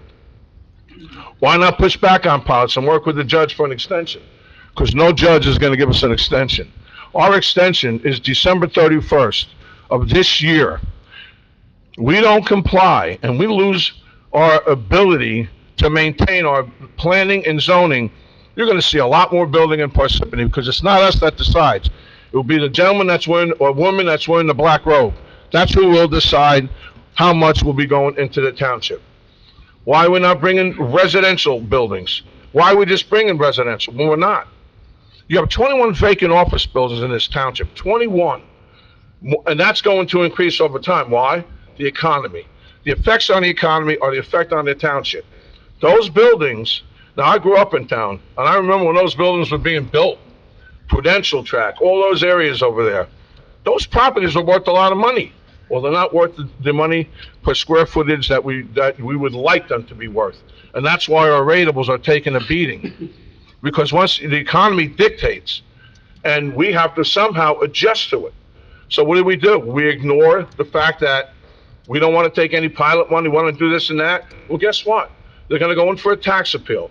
And when they go in for that tax appeal, they're going to most likely win that tax appeal. If you have $2 million in tax appeals that you lose, times that by the rate, and that's the amount of revenue that you lose in a year, that can bring a 2, 3, 4% tax increase to you. I tried to work with the Board of Education, and I'll be totally honest with you. When I continue to hear that pilots affect them and this and that, like Council President said, they're capped at 2%. Pilot or no pilot, they get their money. We don't. We don't get our money. We won't be able to police the town. We won't be able to do the things that we need to do here. And that's what's important. Not everything's going to be a pilot in this town. Absolutely not. But I've been to it. I was a business administrator, and I saw how a town, when they lose their immunity, what can happen to that township. Listen, this is bipartisan. This is not an easy decision for these council members to make. It's just not. But it's forced down their throats, not by a developer, but by the courts. By the state of New Jersey, who somehow had the foresight in 2024 to say, you better have a plan ready by 2025. Okay? There was a timeline. Ed, January 31st, we had to have some sort of a plan ready. It had to be approved by the council by June 30th of 2025. And as you know now, by December 31st of this year, our plan better be in place. Because if it's not in place, you know who's going to pay for it? The residents are going to pay for it. They're gonna have to flip the difference in the tax money that we lose.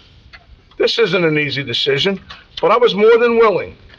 When I sat with the council president, Andy Chaffo, you know, it's an old saying from Ronald Reagan, it's better to get a half a loaf of bread than none.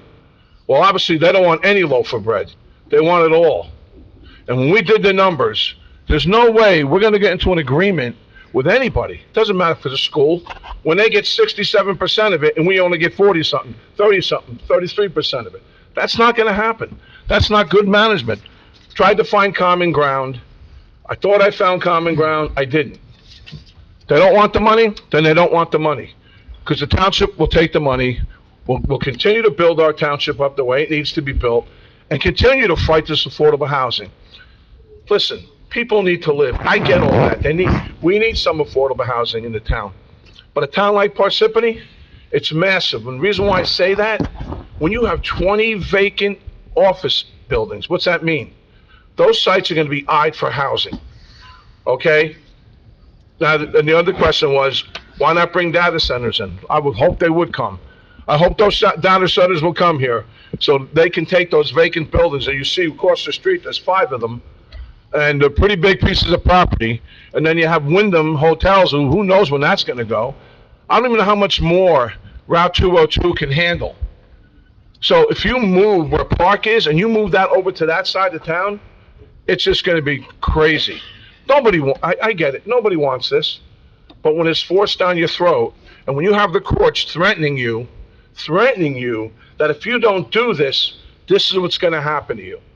That's why this decision for these individuals up here tonight is going to be very difficult. And I applaud them. I understand we need to move forward. And we need to not lose our immunity. That's the most important thing. Because once the judge, or not the judge, once the courts decide, Park, I guarantee you, will get another 150 units. Or all the other way, across the street here, they'll get another 100. Why? Because we have no control over it. We have no control. Let's don't lose that control. Okay, at this time, any other member of the public? Come on up, sir. Come on, you can come on up. And at this time, we're going to limit any comments from the Should have council. limited me. We're going to limit comments from the council to allow the public to speak, unless it's something very imperative. This way, we can get through the meeting, okay? So go ahead, sir. Thank you. Again, my name is Dirgayu Joshi. I just have a couple of questions. I don't have any comments. My understanding is that if we don't adopt the plan, then these developers can sue us. What is the merit of their case? Like, have we compared those numbers with the other firms? You know, I mean, if they say, oh, we need X amount, and we say, well, we're going to give X minus this amount. Is that X amount valid? Do we know that? Well, wait. All questions? And then, Other questions? yeah. Well, the other question was, why do we have such a big discrepancy in between the expected number of students, 151 that we saw in the presentation, versus what the lady from the Board of Ed told us, 400? One has to be wrong, terribly. Well, here's what I'll say, and I'll let Mike go after that. First and foremost, our goal is to approve the plan by December 31st, because that protects the town further down from, even if we do get sued. Like Mark Summerall said, the attorney, our redevelopment attorney, that we're in a stronger position. As for what the school uses for their data and what we use, I think it's the Rutgers study. Am I correct? We use the Rutgers study, which is pretty common study that towns use to determine the amount of school-age children. I don't know how they get to that number, but that Rutgers study is the one that most townships use, that I know. I know we used it when I was administrator in 3 other towns. That was what was used, and it's pretty accurate. I mean, I've known it was pretty accurate. I don't know here, but but at that point, I mean, that would be for him to answer, but I think that's really pretty much what we use, the Rutgers study. Okay. Now, there's a Blaustein study too. Okay, but it's the same. Okay, it's the same. Okay, so thank you, sir. All right. Come on up. State your name for the record, please. Thank you. Good evening, Nicole Delafave. I'm a resident, but I'm also a current board member. I was just appointed in July, so I haven't been privy to all the information for the last couple of years, as a lot of the board members have. You speak up. So anybody who wants to come on Thursday to the Board of Education meeting that we're having at 6:30, on Thursday. We'll do a budget presentation. You can see all the finances, so everything is out in the open, because I think transparency is key, especially in these cases. We did receive that one other offer last night that I did have a chance to read. But I can't say anything much about it, except that it is misleading. You can't go out and say that you're offering $12,000 per child, because it's very misleading. Anyway, thank you. Okay. I'd like to respond to that real quick. No responses at this time. Okay, thank you. Come on up. Thank you, Mayor. Thank you, Councilman. My name is Dhaval Shah. I'm not representing the board here, future board member, but... Mr. Shaw, if you could just, I need you to speak up, Mr. Shaw. Hello? Better? Yeah. So my main question is for the future. Is this the last of residential buildings? I'll repeat it. If you Sorry, can my hear. apologies. Yeah. Is this the last of residential buildings, the pilots that we will see in the foreseeable future? Is this the last of the residential buildings or the pilots that we'll see in the foreseeable future? Two, how are we attracting future data centers, other non-residential? How are we going there and marketing it?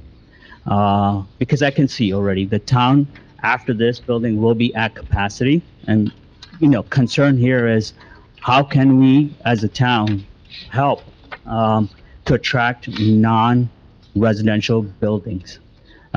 Even if it's piloted, we want to make sure that we don't put the stress on the school system, on our roadways, and our infrastructure. I know there are many roads that are still to be developed or, repaved, etc., that are not happening as of yet. So goal is, how can we make sure that after this program, hopefully the final residential in the years coming, that we can go and bring in non-residential buildings? Thank you. That's it. So that's a great question. However, that question is technically not dealing with the ordinance itself, so it's a little bit about a future. So if you guys want to answer that in your reports, you can. But we're going to go ahead and move along to the next person. Are there any other people? Okay, come on. I figured there's going to be a few, so.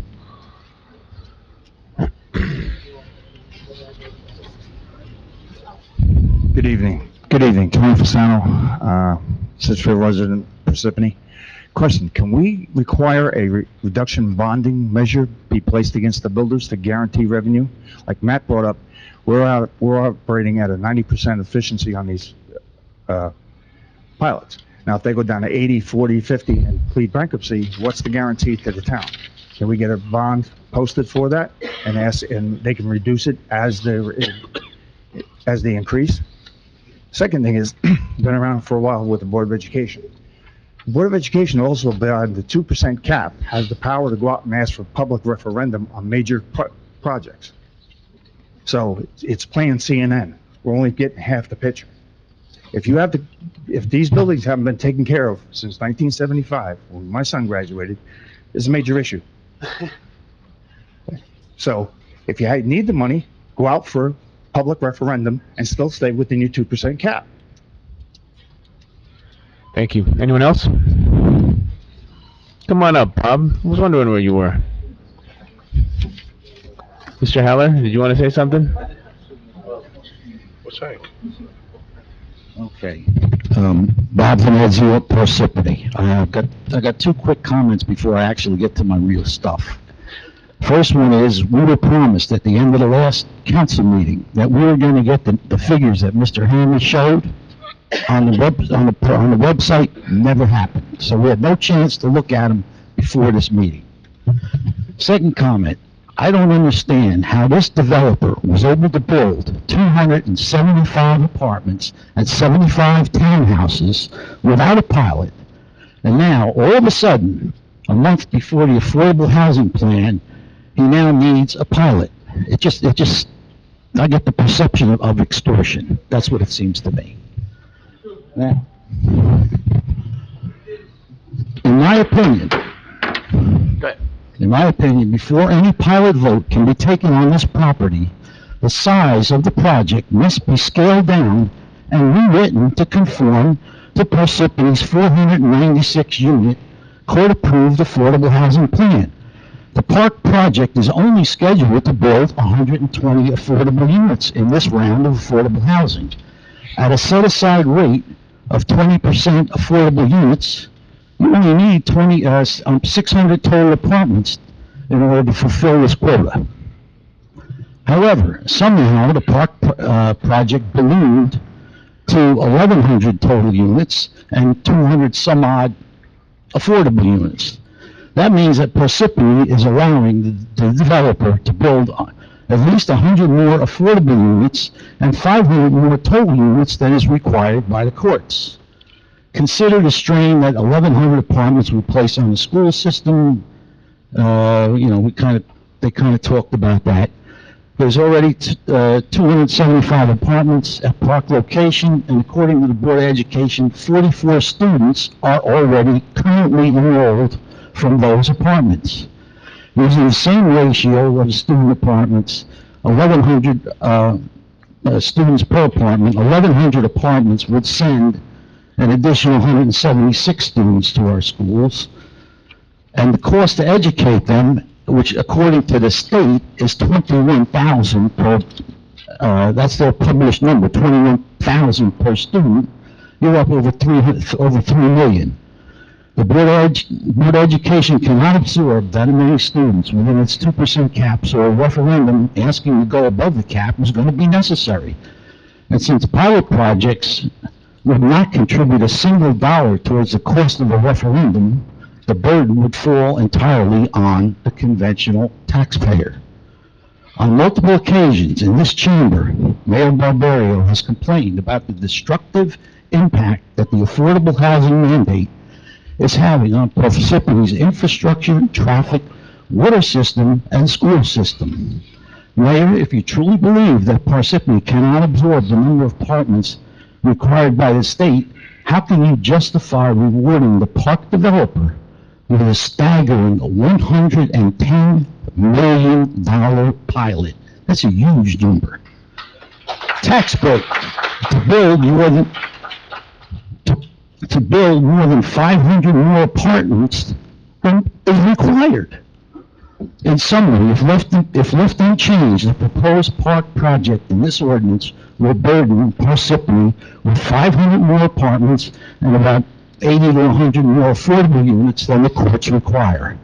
The council should table this ordinance until the project is reduced from 1,100 to 600 apartments in conformance with Parsippany's court-approved affordable housing plan. Thank you. Come on up, Mr. Heller. Hank Heller, Parsippany. I'd just like to say, first of all, I'm really disappointed that not any of you were able to respond to my question earlier about was there beneficial participation in any Parsippany employee or elected official in the cannabis program. And I'm sorry that you didn't find that important enough to respond to. Now, regarding this particular pilot situation, I'm confused. I must say, I appreciate, Mayor Barbario, you telling us what you had to say.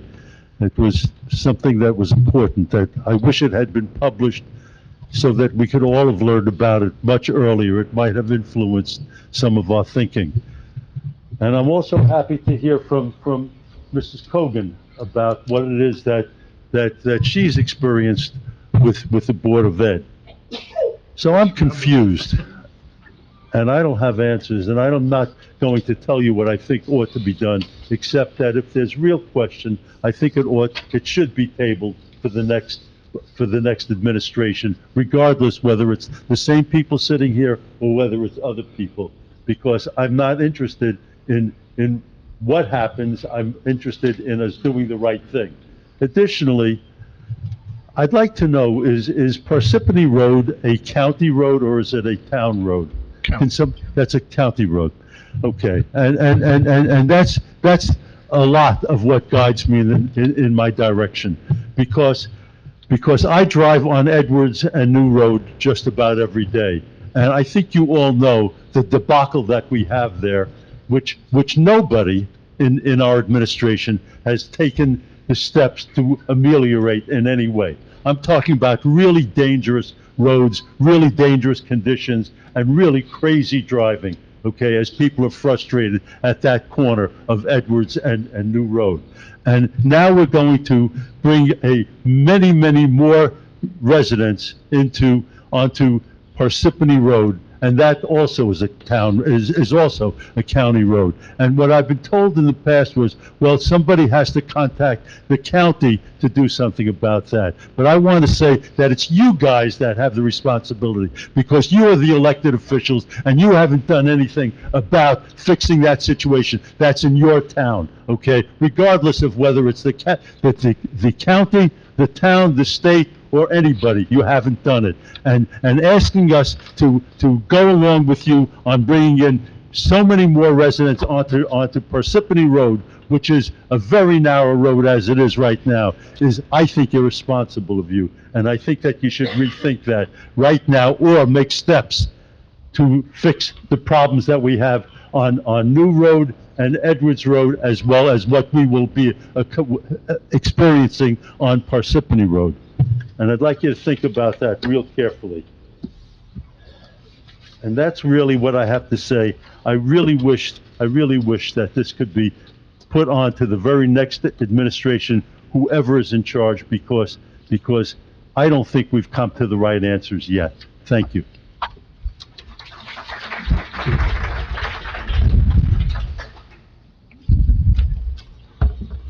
Good evening, everyone. My name is Alok Gaur. I'm a resident of Parsippany. I had a couple of questions just to get the right context about where the funds are going. I believe there was a slide which had a comparison between the revenue generated through a pilot project versus a conventional tax strategy. It showed that the municipality will earn around $104 million in a conventional tax situation. What it has ignored is how much would have gone to the school. It was a 350 million total revenue, right?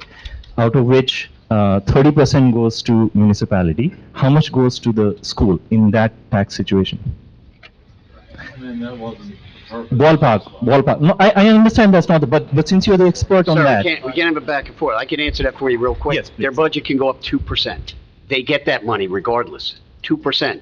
So if their budget was $200 million, it can go up 2%. That's it. School will get 2% of the... They increase their budget 2% every year. They're 2% cap. That's the maximum. And then the town pays it. They submit the bill, the town pays it. Whatever that bill is, the town pays it at the beginning of the year. They're capped at 2%? Get their money, yes. Okay, that answers the question. Thank you so much for that. The second is, I want to get the context of the 151 students assumed under for 1,100 households. To set the context right, what it means is, out of 9 households, only 1 household has 1 kid, 8 households have 0 kids. I don't understand. Wait, just ask all your questions and then we'll... Okay, the 1,100 units and 151 kids, the math doesn't add up because you're using the Rutgers. Why not use the actual demographics data that the town obviously has for Parsippany for that calculation? Just wait till he's... Yeah. After he answers, ask all his questions. That's my small question. After that, I have another statement to make, please. No, are you finished with your statement, sir?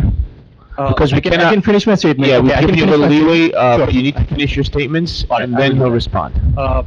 My other questions are something which possibly cannot be answered here, but my concerns are, I heard that we have chosen a site with the least impact.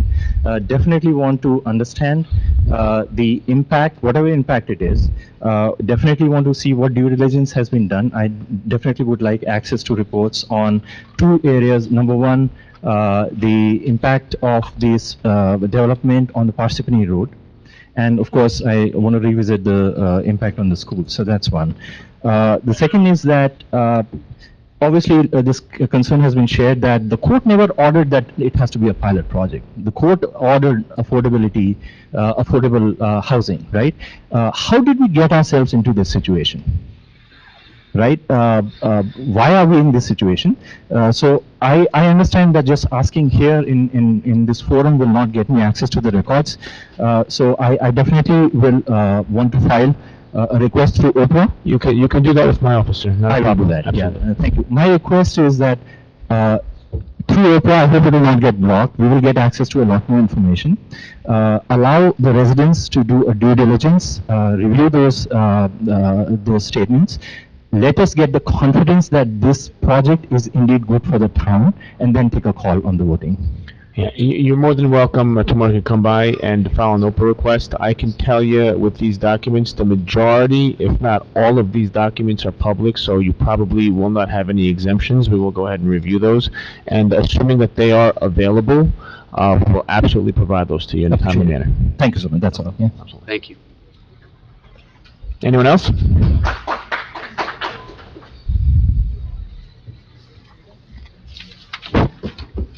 Good evening. My name is Samir Rana. I'm a resident of Parsippany. Hey, Justin.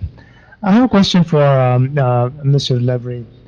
So I was reviewing like what options we have at this point. It did sound like, I mean, Kendra also like mentioned that it doesn't sound like we have too many options to delay this or buy some time. But is there a possibility of filing for this, what I'm coming across as a declaratory judgment action or administrative appeal, which would just buy us time? Because No.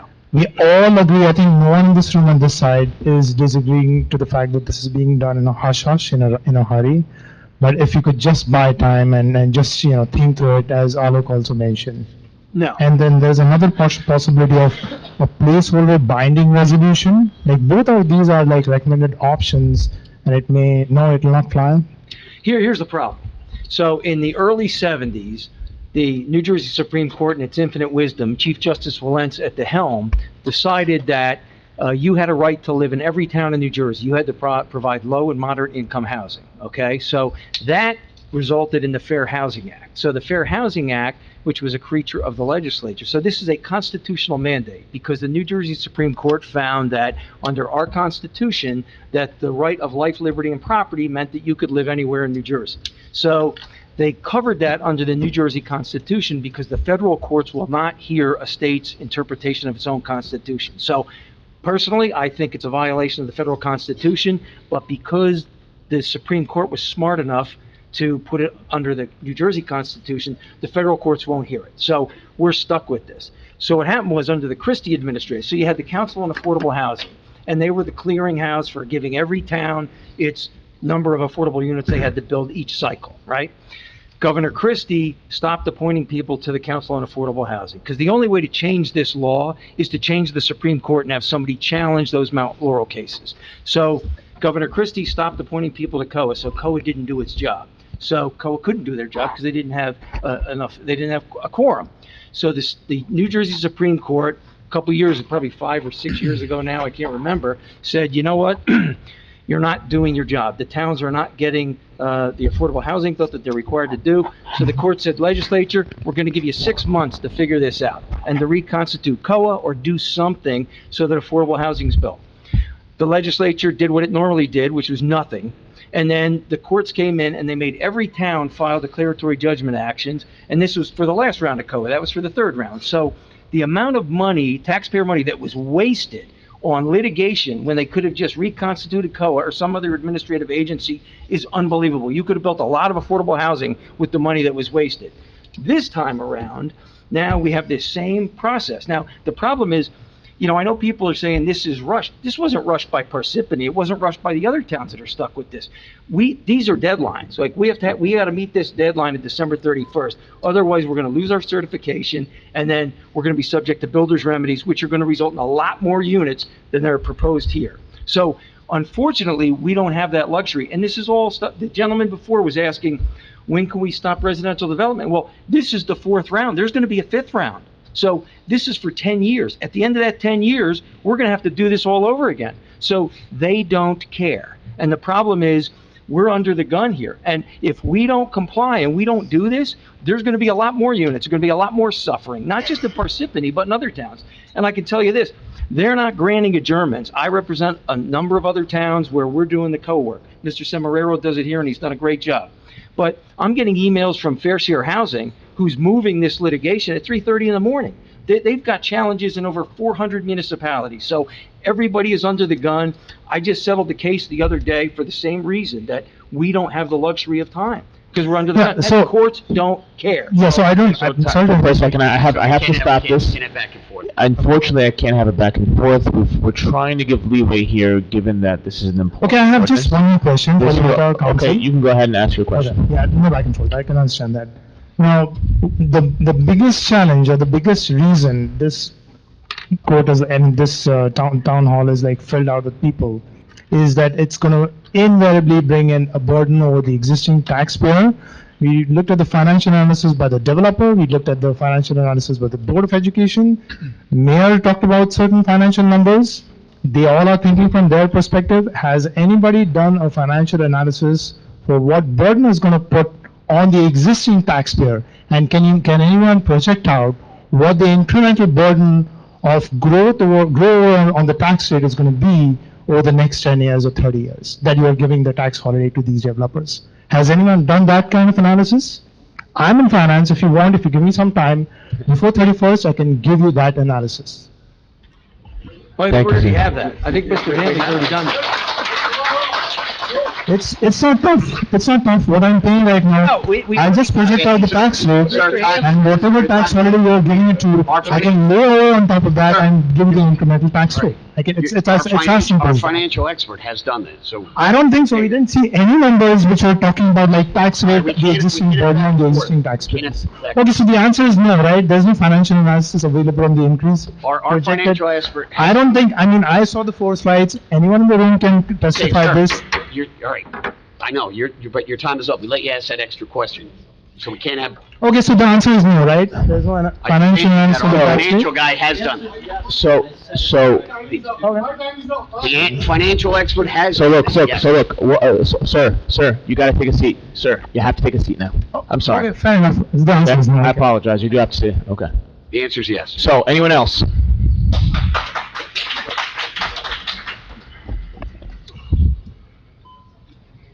Hi, Leo Kushner, resident here, and it's no easy task what you guys have, so I'll acknowledge it. It's a tough situation. I wanted a little clarification as a father who's got 2 young kids in our school system. So, as I understand it, there's a 2% increase cap that the town is paying to the Board of Education, and that's regardless if park development is going to go or not. Is that correct? Sounds like it. So my question is, for the taxes that you guys were originally projecting 105 million, whatever this gentleman said, $0 of that was going to go to the Board of Education? Is that your last question? No. So, if so, Mayor, you can't come to an equitable solution with the Board of Education to pay something? Suggesting make a one-time donation, pay for one of the roofs. If there are years going by, maybe something to think about. And then lastly, what if the developer's bluffing? So what I'm hearing is a month ago, they had a taxes that worked for them, a pro forma that worked for them. All of a sudden, when we're up against the deadline, it doesn't work for them, and they need a pilot. If we don't give them a pilot, can they wake up January 1st and say, okay, we'll just do it as we originally planned? Thank you.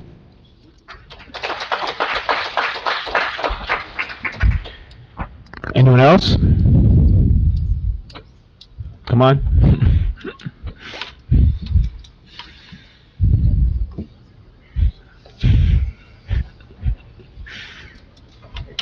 Dhaval Patel, resident of Parsippany. Again, good presentation, a lot of information. It'll be good to have it up front to review it. Clarifying question. You had a slide up there in terms of pilot versus no pilot. And if I'm understanding is correct, without pilot, the town would have had additional of 4 or 5 additional projects that would have satisfied the affordable housing requirement. Is that clear?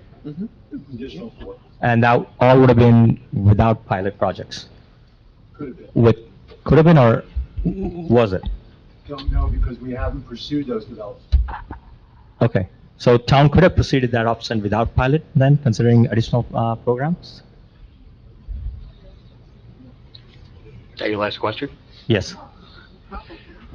First off, if we don't have this in place by December 31st, we're going to lose our ability to determine where these things are going to go. And a lot of these other locations that are on that list, there would be probably a bunch of you in here. There would be people from all over the town saying the same thing in here, complaining because you may have an apartment building going up right in your backyard. So again, we're trying to get this as the least impactful for the entire town. Right. If this thing didn't go and these other 5 or 6 locations or whatever come into play, you're going to have a lot more people saying, whoa, wait a minute, why is this 4-story apartment building that looks like it's fresh out of Newark being built in my backyard? Right. I mean, my concern was that people are concerned with respect to this is happening under pilot and we're losing a lot of tax revenues as part of that. And if I'm understanding correctly, that if town were considering adding additional 4 projects that were presented in one of the slides the planner had presented without the pilot consideration, would that have addressed a lot of the concerns that we're hearing tonight? That's your last question, sir? 5 minutes? You can't do it back and forth, unfortunately. May I say something? Thank you, sir. Well, And, can I say something to your question? You can. That could have added like 5 more projects, and they probably would have been in an area where most of the affordable housing has been, impacting the Littleton School, concentrated on one side of town where all the affordable housing currently is. That's why we want it distributed, especially in the Lanadex area that has been developed over 20 years already, and this area has been proposed for those 2 projects for the last 10 years. So the distribution makes sense. Okay, thank you. Also, Mr. Hanley, Mr. Snakis, and Mr. Sombrero, whatever presentations you guys had done, if you can please just send to my office, because I have a feeling I might be getting a couple of requests, so. Sorry, you already came up. That was good, though. That's something I would do. Give it another try. Should have at least changed your shirt. You know? Glasses off. Anyone else? Come on up, sir.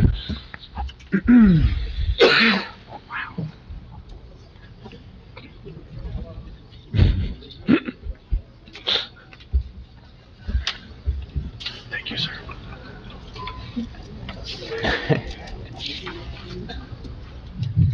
Good evening, and thank you all of you officers serving the Parsippany Township.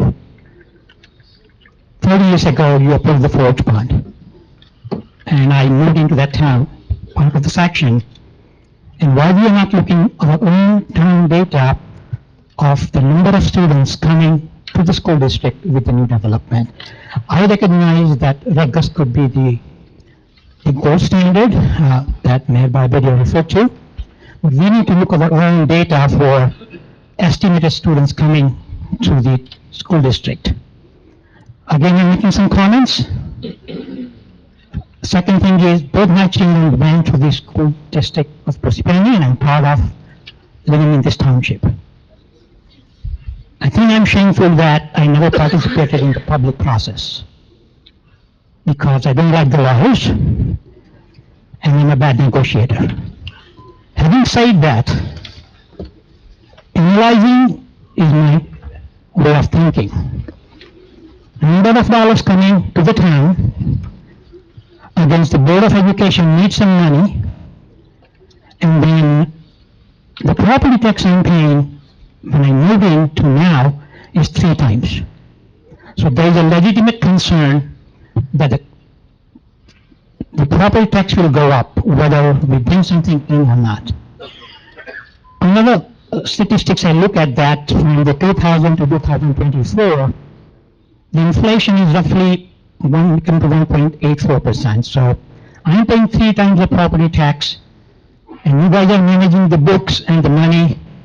I'm barely keeping up with my whole budget, so kudos to all of you guys and the mayor, because you are doing that task tactfully.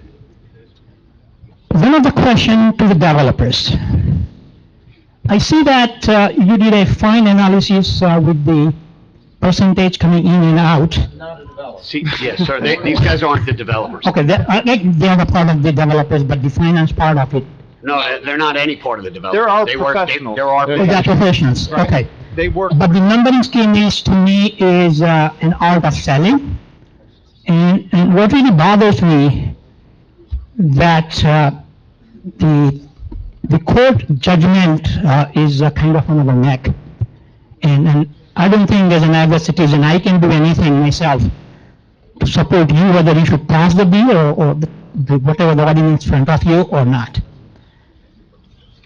Again, these are all my comments, and one of the question is for all of the officers, let's make it clear to the immigrants who came, and he mentioned something about 1970, I don't think I was born even then.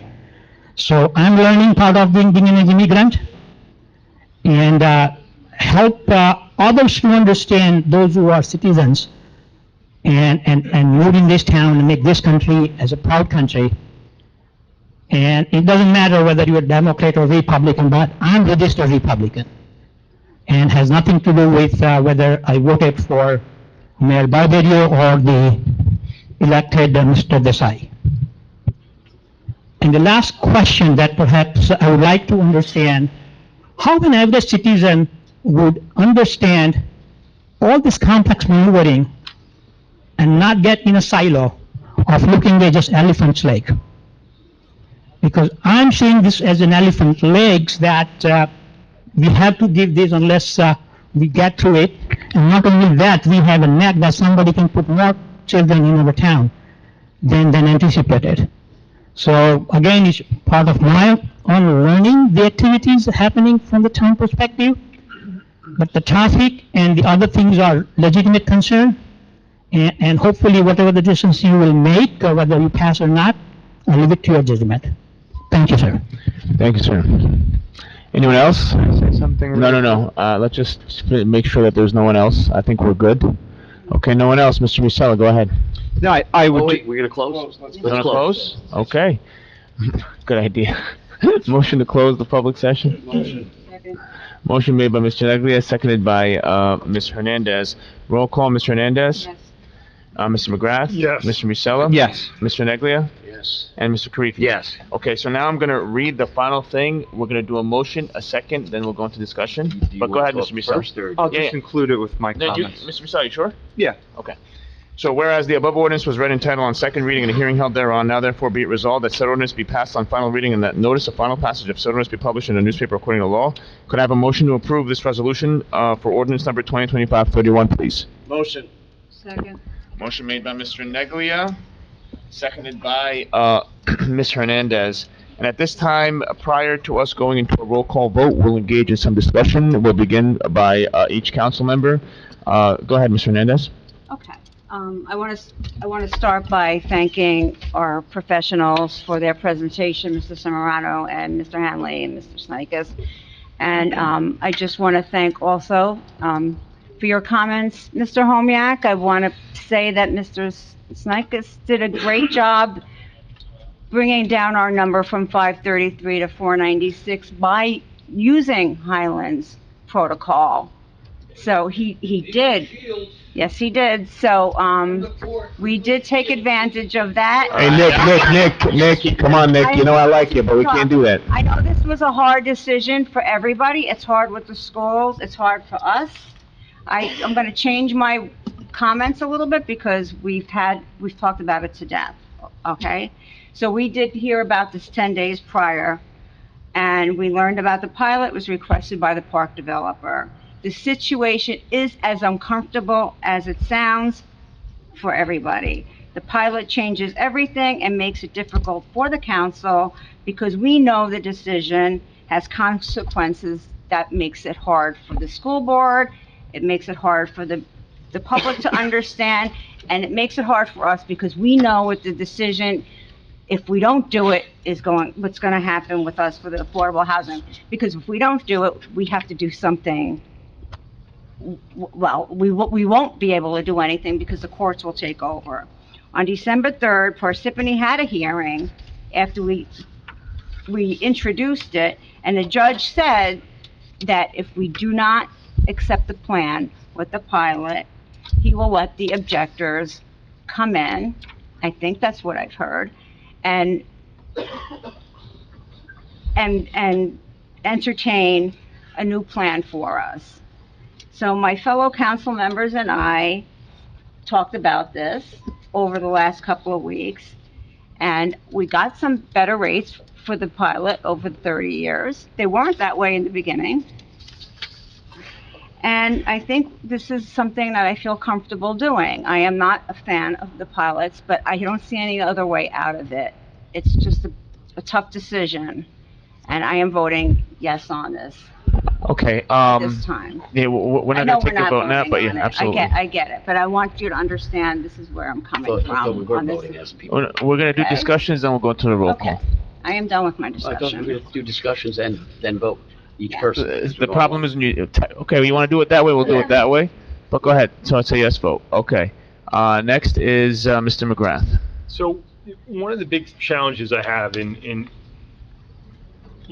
the gentleman who came up here earlier said he wished he went for public service. I can tell you it's one of the hardest jobs you could ever take, is coming up here and having this role and trying to deal with what I feel like is I don't have a better word other than blackmail situation where you're forcing me to make a decision. What I see is, through tax appeals, as the mayor has said, through pilots, our ratables are going to plummet. And in return, the tax rate will skyrocket. And what that means, the one gentleman who came up here said, have you done the financials? I've done my version of the financials. And what I see it is going to happen is the residential taxpayer is going to bear the burden of all of this. That's my problem. And I understand what the court is saying. People put out there, hey, Wayne lost their immunity. I also dug a little digging. Wayne took 6 years of fighting back and forth. What my fear is in saying yes is that you're now going to commit to all these other developers to come and knock on our door and threaten to come and pull their deal out. If we wipe out our ratables, you will get reassessed, your tax rates will be through the roof, and you are going to be like, how can I afford to live here? And I have 4 kids, 2 in the school. I care about the schools, but if we give the schools 400 million or whatever the numbers were out of all the pilot funds, you're literally going to now have increased taxes here in our area. This is, in my opinion, a dangerous road, and I'm an absolute no.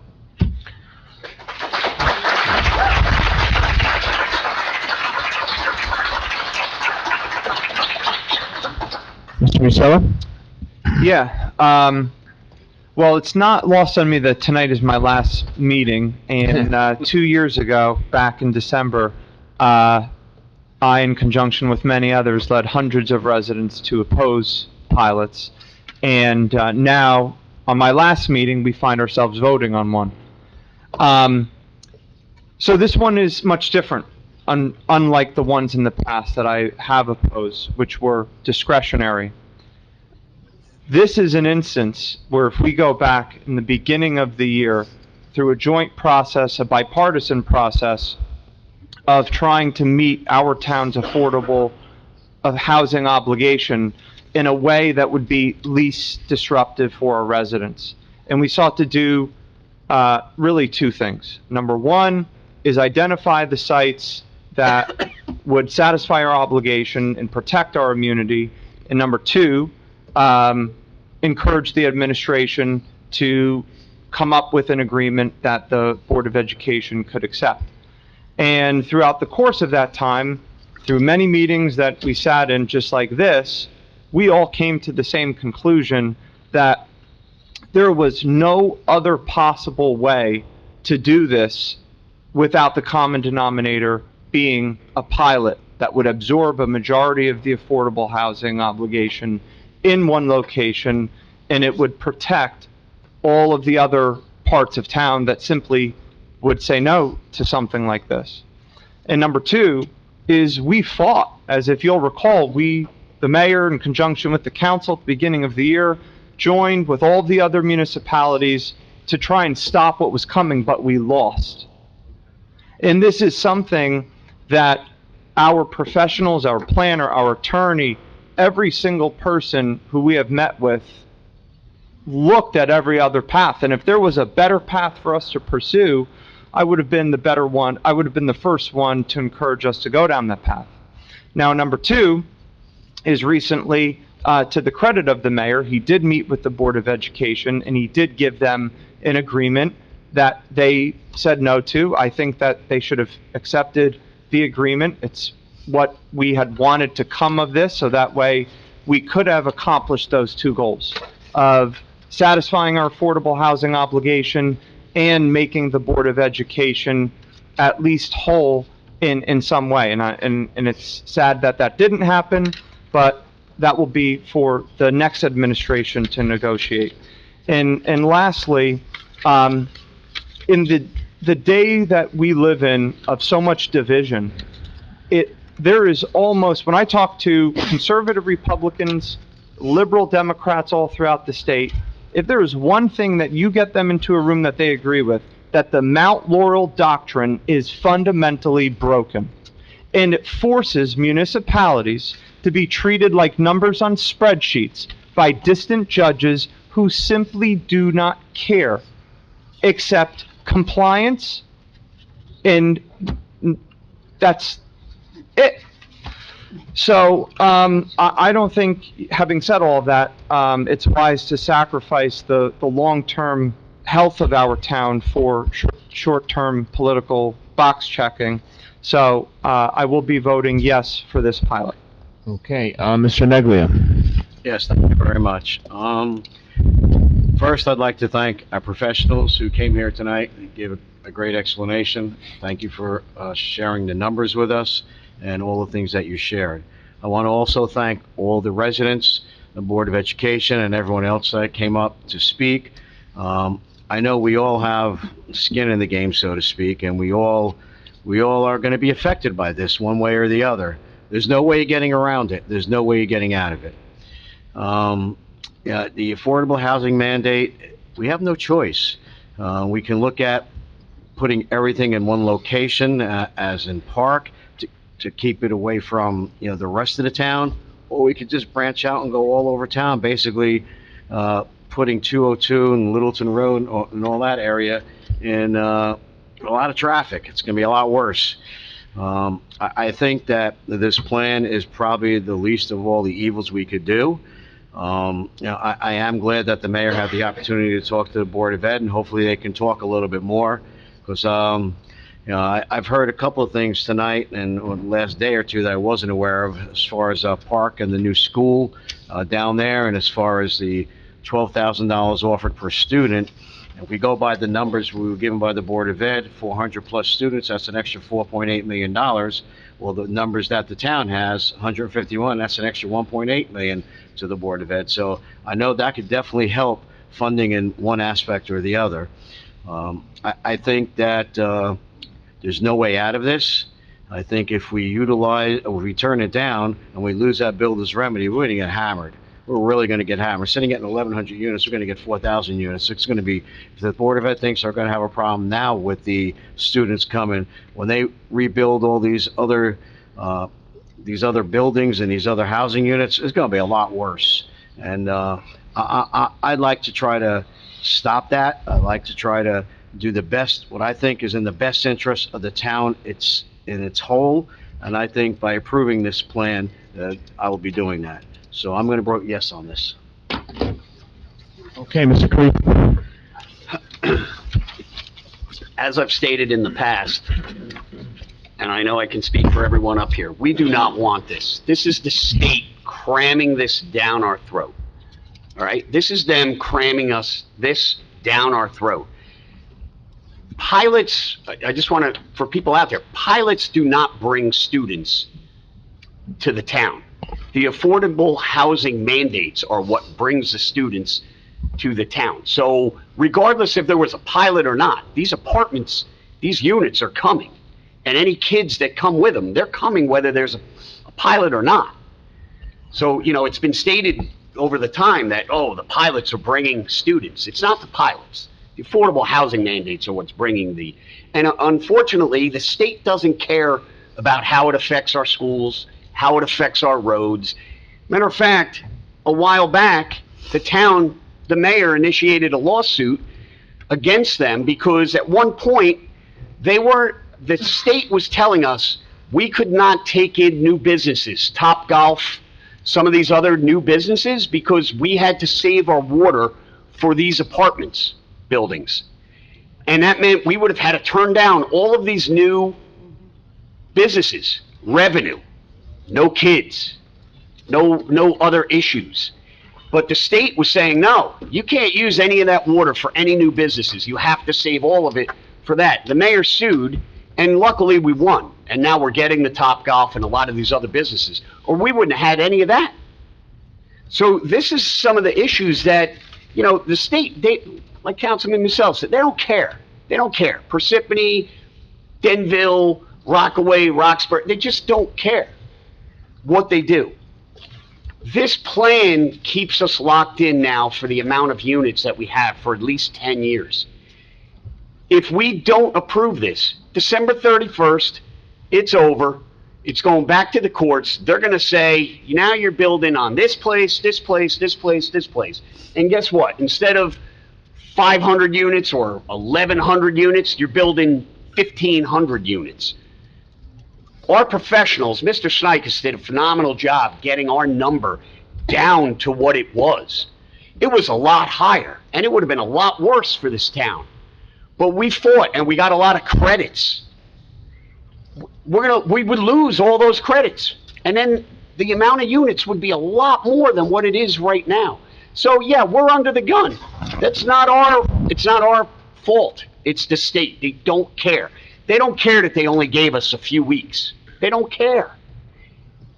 We care, but there's nothing we could do about it. Believe me, I would love to fight it.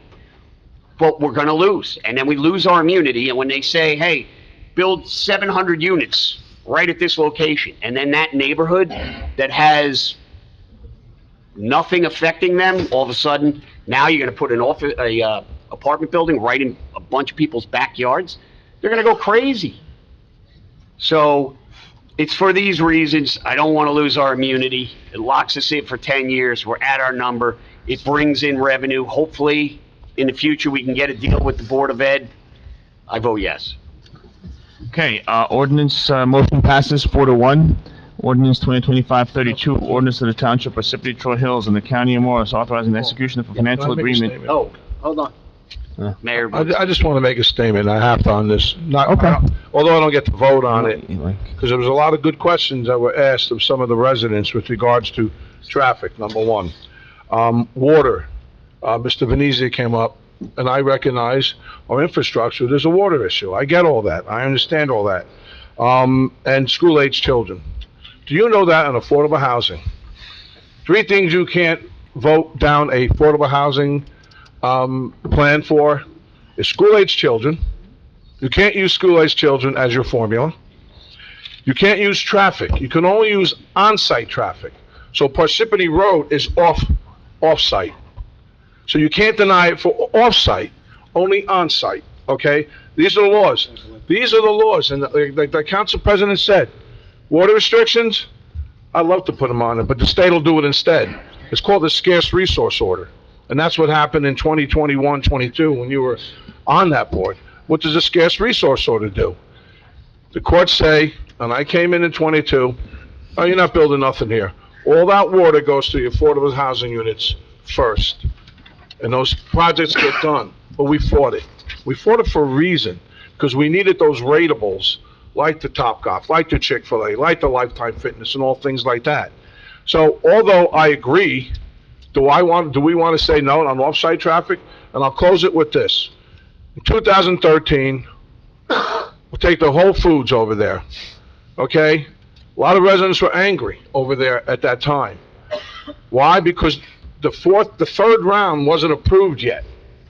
So on March 10th of 2015, the courts decided on affordable housing, and they took control. We got an application from the developer that we're going to put 100% affordable housing units on that property. What's that mean?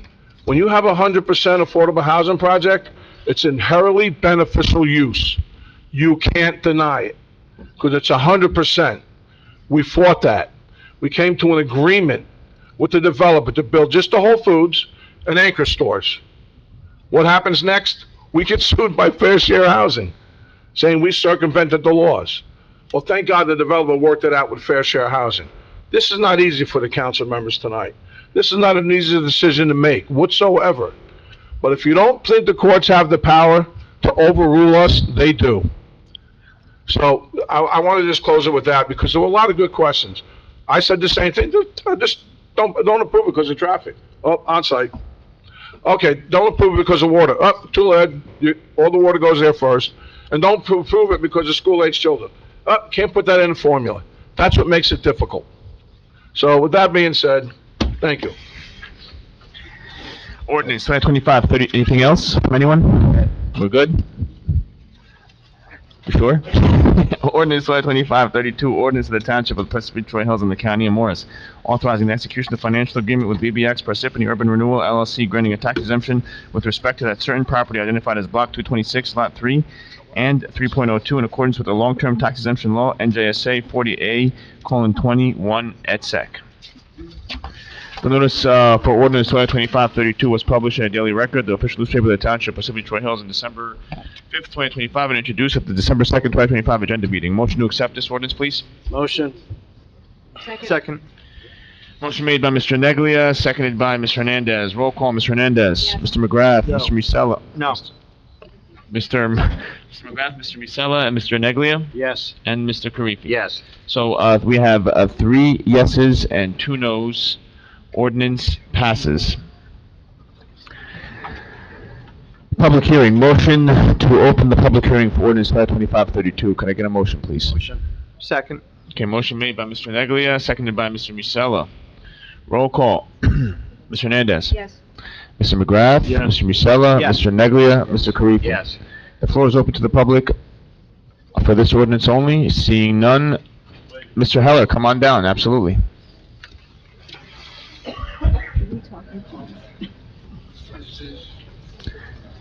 This is for the, This is relating to the warehouse, is this correct? Correct. Okay.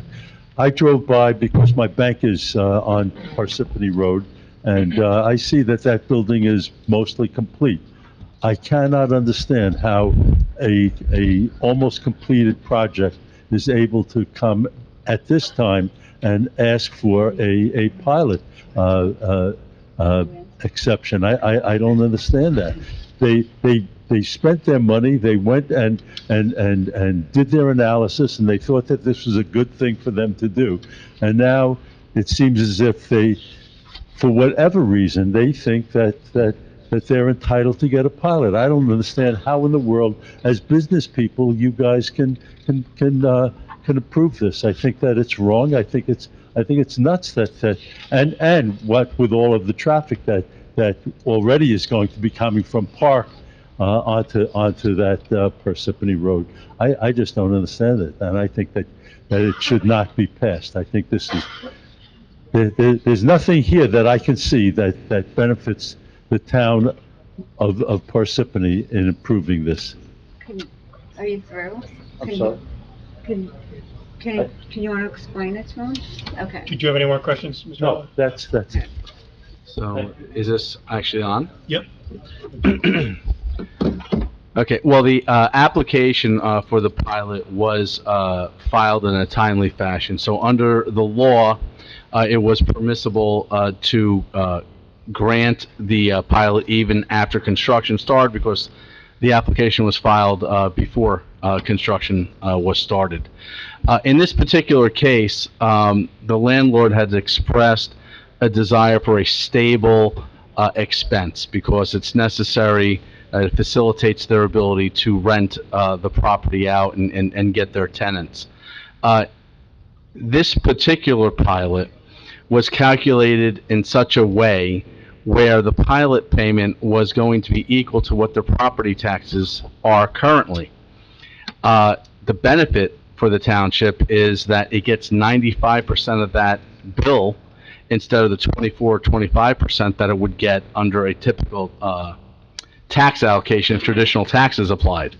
And then that continues throughout the life, so as the rent increases, they're going to be paying us more, and their rent is going to increase faster than what the projected tax rate will increase at. So as time proceeds, the township is projected to be in a much better financial situation. So they asked for it so that they have some stability in projecting expenses for their tenants, because these are all triple net leases where the tenants, all the expenses pass through the tenants and they pay for everything. And the township, quite frankly, got a windfall. This type of pilot was a tremendous financial benefit for the township from day one, and it only gets better over the life of the pilot. That's Mr. why Ferrero, this... When was it submitted? You said it was submitted before construction? Correct. What was the date? I don't have the date in front of me, but I believe, Councilman, it was back in June. It was submitted in June? Yeah. Yeah, I'm And who's that submitted to? I'll have to double check, but I'm quite confident it was June. Okay, thank you. Anyone else?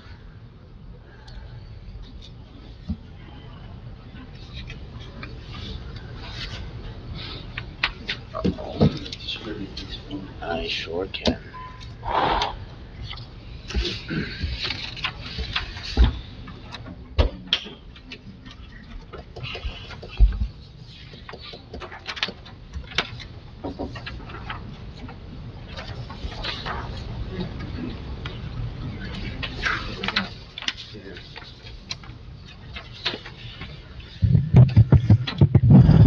Bob Venezia, Parsippany. In my opinion, the warehouse under consideration in this ordinance is not eligible to receive a pilot and should have never made it onto this night's agenda. According to ex-New Jersey Comptroller Matthew Boxer and Attorney John Inglesino, two of the foremost authorities on pilots in the state, abatement laws are intended to spur economic development that otherwise would not occur.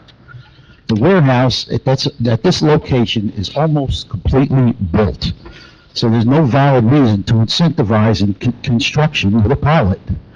Granting a pilot at this stage would rightfully be viewed as a windfall for the developer with no apparent benefit for Parsippany. On the other hand, what does Parsippany have to lose if this pilot is denied? The only threat that the developer has is to build elsewhere. And with the warehouse almost completed, that threat no longer exists. Furthermore, granting a pilot to this warehouse would be a clear violation of the terms of the actual pilot agreement.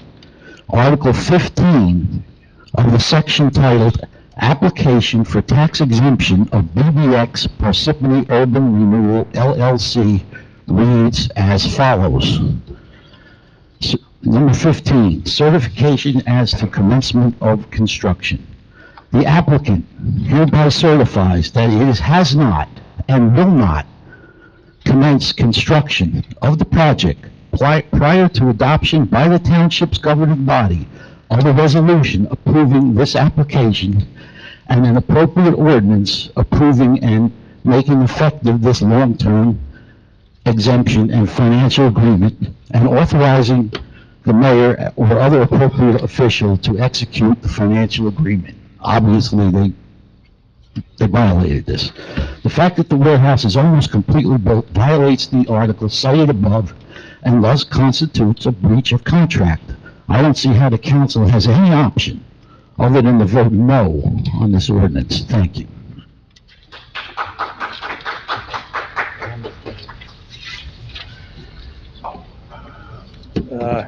Nick Homiak, whatever Mr. Venezia just said, that's the truth. Congressman, Councilman McGrath, I think you said something that hits the nose on the nail on the head here. Parsippany has now put themselves in a predicament if they approve this pilot, like they approved the other warehouse pilot.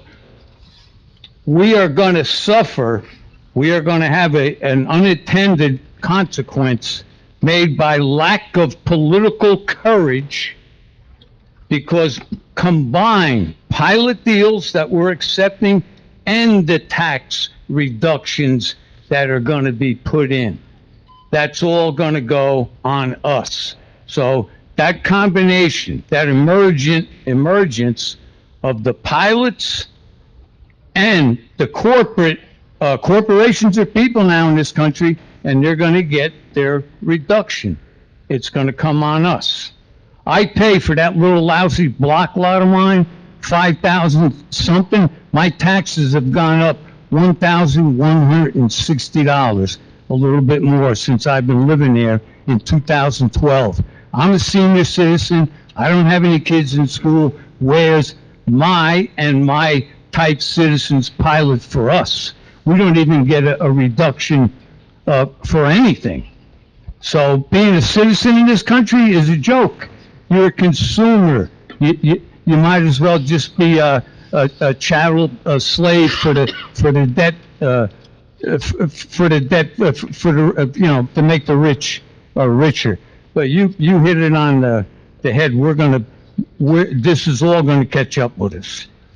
And I just want to say something, because you brought up Ronald Reagan and the half a cup of bread. Half a loaf. Well, people had the whole loaf of bread. He took it away.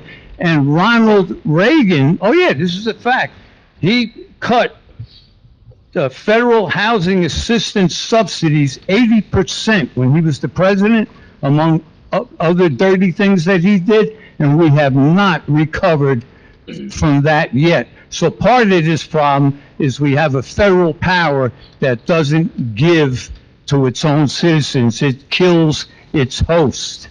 This country is a joke. Well, just let me say this. The quote that I gave, he was saying to the Democrats. No, we're not doing this. We're not doing this, guys. Okay? All right, so everybody, this, okay. I'm just explaining to the quote. All right, I just throw up the agenda. And one more thing. He said that, I have to say this, as a resident, if you're a senior citizen, you can apply for a tax credit that the state gives out every year, so you get a tax credit then, correct? When I drop in, I don't put it in, they keep the Well, money. put it in. I'm just saying, put it in, you'll get it. And anyone else? So, keep going. that's what you get. You'll get a credit. Okay. Sure. Why not? Come on up. We'll be here all night. Hi, Leo Kushner. I was wondering, was there a financial analysis done similar to the park project, where the financial analyst showed how much money the town would be making through taxes? So was that something that was done, and the council did an analysis on it? Okay. He put it up on the screen. Yeah. Was that parks, or was that this one as well? This one as well. It was this one as well. Okay. I would just encourage you to simply vote with what gives the town more money over the next 30 years. To me, it's a construction project that is somewhat complete. Developers don't typically walk away when they've invested a lot of money in the project. Thank you.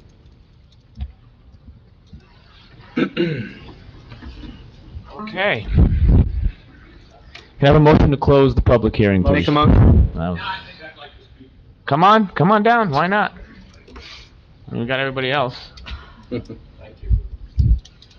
Good evening, folks. Hi. My name is Richard Young. I live in Parsippany on Intervale Road. Appreciate the service of all of you, some more than others.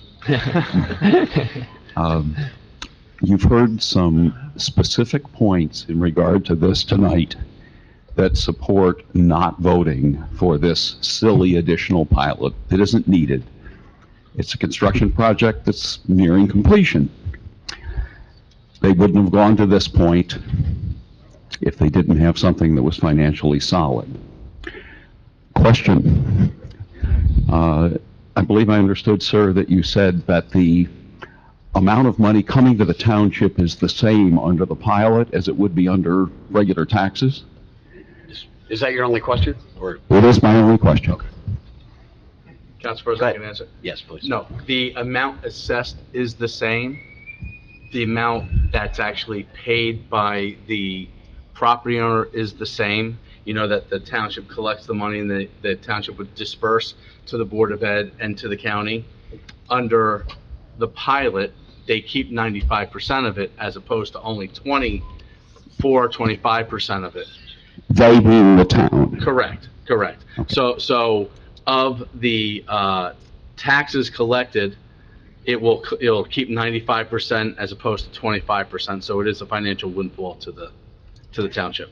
So the township keeps that 95%. Correct. How about the school board? What happens to them in this equation? Well, so there was an attempt to reach an agreement so that the township could give a gift to the Board of Ed. And under the New Jersey statutes, the township could do that in any given year.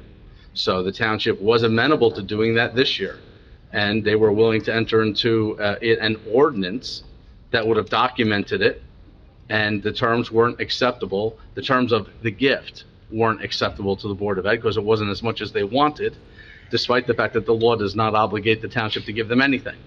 So if the township was entertaining that thought, it certainly could entertain that thought again next year and every year thereafter. There's no school-age children that come from the warehouse. Well, that's true too, but, and the agreement, yeah, that's actually, thank you for pointing that out. The agreement, with respect to the revenue sharing that was proposed was for residential projects. Now, keep in mind that the Board of Ed still gets a portion of the taxes that are paid on the land portion of the assessment. So it's not the whole thing, but they still get that. Correct. Indeed. So I guess, council members, You can come up to the mic if you'd like. Yeah, we already You had can't it. call from the audience. He answered your question. You No. said you didn't have any more questions. oh, I don't have a question. I have a statement. And so my point, council members, if you listen to what was just said, the Board of Ed is not assured of the same split over the next 30 years of that income under the pilot that they would be assured of if it came in as taxes. Important point to think about. Just so you know, their budget, they will increase their budget to the max, the 2% cap at the beginning of the year, right? 2%. They're going to add that to their bill. We have to pay that regardless. That gets paid immediately. Whatever that is, that gets paid. They automatically get their money. That 2% increase, they automatically get. Any pilot monies that they would have been given is in addition to their 2%. So it would have been extra money that they would have gotten, but they declined the offer. Thank you.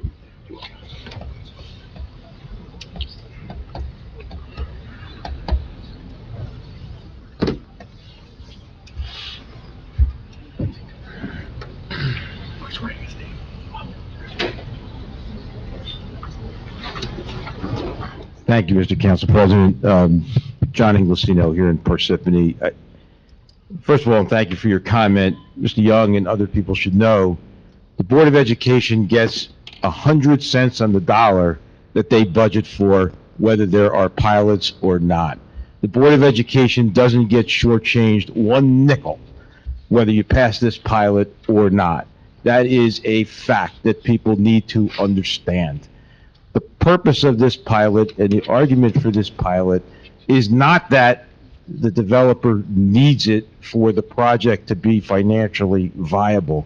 That is why they have agreed to pay the equivalent of ad valorem taxes here.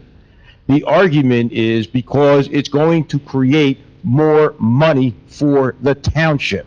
Why? Because it creates certainty. As was explained to you at the outset of the meeting, it creates certainty that they're not going to get spikes in assessments.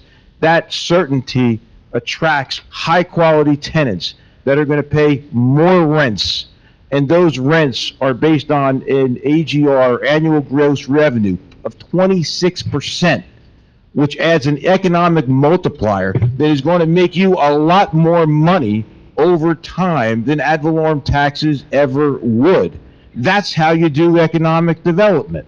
That's the right way to do economic development. And that's the only reason why you would do this, is because it's going to mean more money for the town. This is not a situation in which there's corporate welfare. This is a situation in which you're using the tools that the New Jersey State Legislature gave you to convert vacant office buildings into economic powerhouses. And you have the ability to do that. So if you want the money, if you want to create economic growth in Parsippany, if you want to create best-in-class industrial facilities that create jobs, that create high-quality tenants that are going to earn you more than you would in ad valorem taxes, then pass this pilot. If you want less money, if you want less economic growth, if you want fewer or worse jobs or no jobs for the people who live locally who could work in these places, then vote no. But that's the choice. That's the choice. I've just heard some things up here that are confusing. I've heard some misinformation. And I just felt compelled to sort of set the record straight. Thank you. Anyone else? Okay, seeing no one. Make a motion to close? Second. Motion made by Mr. Musella. Who seconded that? No, Mr. Councilman Neglia. Wait. Oh, yeah. Hold on. Who made the motion? I made the motion to close. And then Neglia. Okay. Roll call. Mr. Hernandez. Mr. McGrath. No. Mr. Musella. No. Mr. Neglia. Yes. Mr. Karifi. Yes. 3 yeses, 2 nos. Well, we're not there yet. Whereas the above ordinance, public hearing's closed. Whereas the above ordinance was read in title on second reading and hearing held thereon, now therefore be it resolved that said ordinance be passed on final reading and that notice of final passage of said ordinance be published in newspaper according to law. Motion to approve the above resolution. Motion. Second. Motion and second. Motion made by Mr. Neglia, seconded by Ms. Hernandez. Roll call, Mr. Hernandez. Yes. Mr. McGrath. No. Mr. Musella. No. Mr. Neglia. Yes. And Mr. Karifi. Yes. Motion passes 3-2.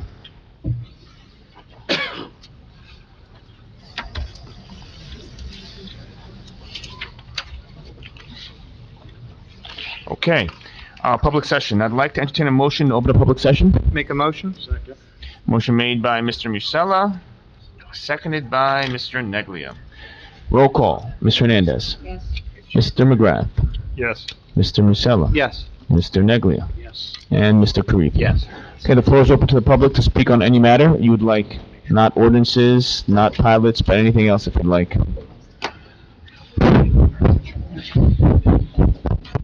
I figure we'll be talking about this all night, you know, so let's just...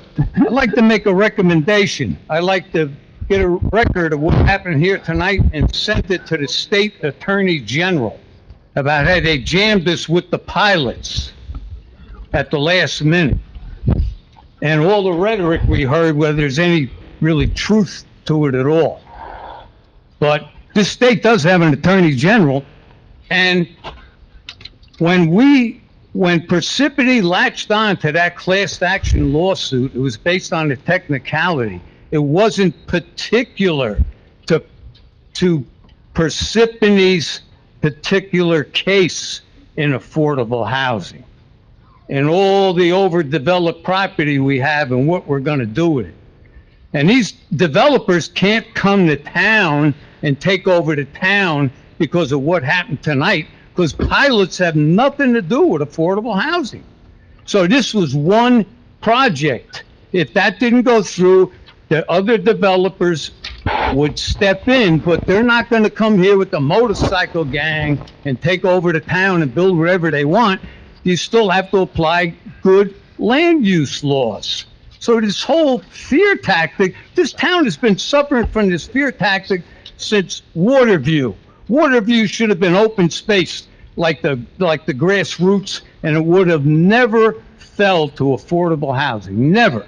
You kicked the can down the road, Mayor, for the next council to pick it up, which this council failed to do. You kicked the can down the road, and when the council came back, what are we going to do with that landscape? That was a promise made to hundreds and hundreds of people. It will be open space. And we paid for a buffer. Oh, yeah, I know what happened. I was in court when Mr. Inglesino dismissed RD developer without prejudice, meaning he can come back and threaten us again with affordable housing. But affordable housing doesn't take open space. We had plenty of time, but it didn't happen. When we went to Morristown, me, Nelson, and Ron from Mountain Lakes, we went there because we found out the money was for the buffer. They were going to divide the block lot into the buffer and where the mall is today. We paid for non-structural stormwater. Our open space, local open space was looted for over $3 million for something that could have been zoned. Really. We should go to the Attorney General because this stuff is outrageous. And then go. I'll give you the phone number You tomorrow. should go. You're the mayor. No, I don't have to go because I know what happened at Waterview, and I'm going to respond to you. No, I know what happened at Waterview, and I can prove it. Okay. And I know what I'm talking about. And I do too. So can I respond to him, sir? Well, is he done? Yeah. Okay, first and foremost, we applied for an open space grant for the Waterview site, okay? We applied a $7.5 million grant, which Green Acre funding. So we went down to Morris County, I think it was the Morris County Library, I think it was at the time. We had a meeting with their open space committee, the county, right, to purchase the property. And he mentioned himself and Mr. Nelson, and they, two of them, they were objectors to us getting that site for $7.5 million. And guess what happened? They voted no. The county voted no to give us that for $7.5 million. So what happens next? You seem to have a memory lapse. So what happens next?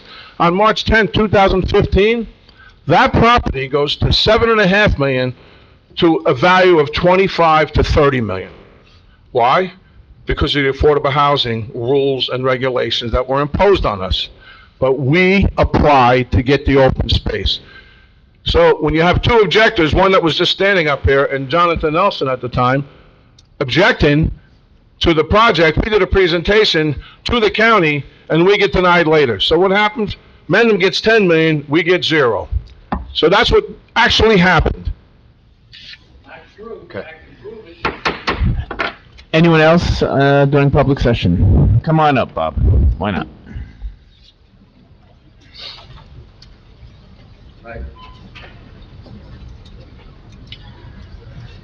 Bob Venezia, Parsippany. I just have a couple of questions.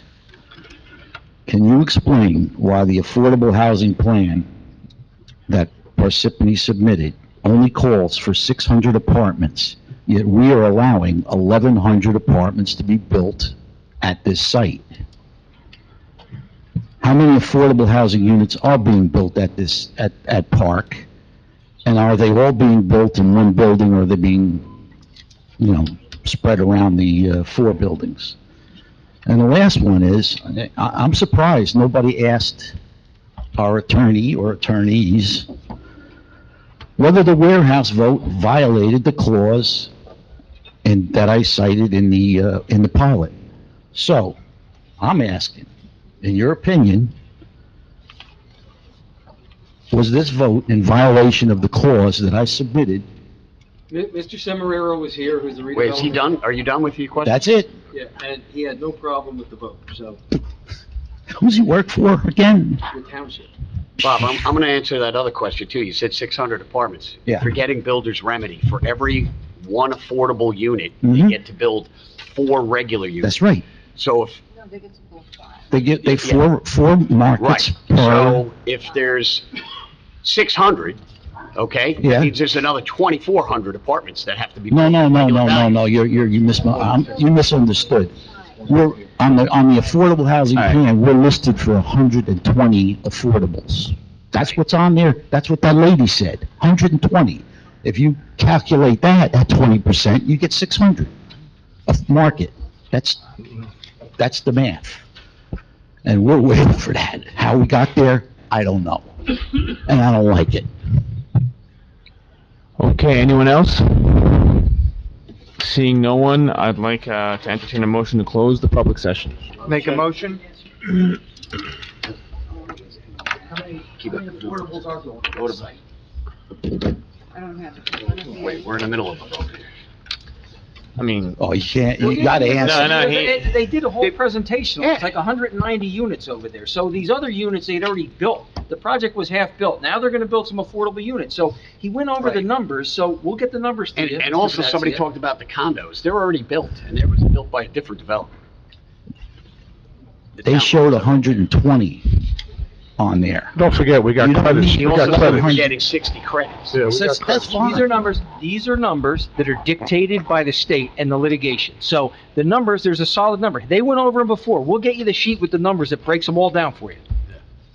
Yeah, I think there's gonna be over 200 something affordables built at this site, and there doesn't have to be. Only 120 are needed. We're not building we're not allowing one more affordable unit to be built than what is required. Not one more than what's required. In the town, In the town. in the entire town.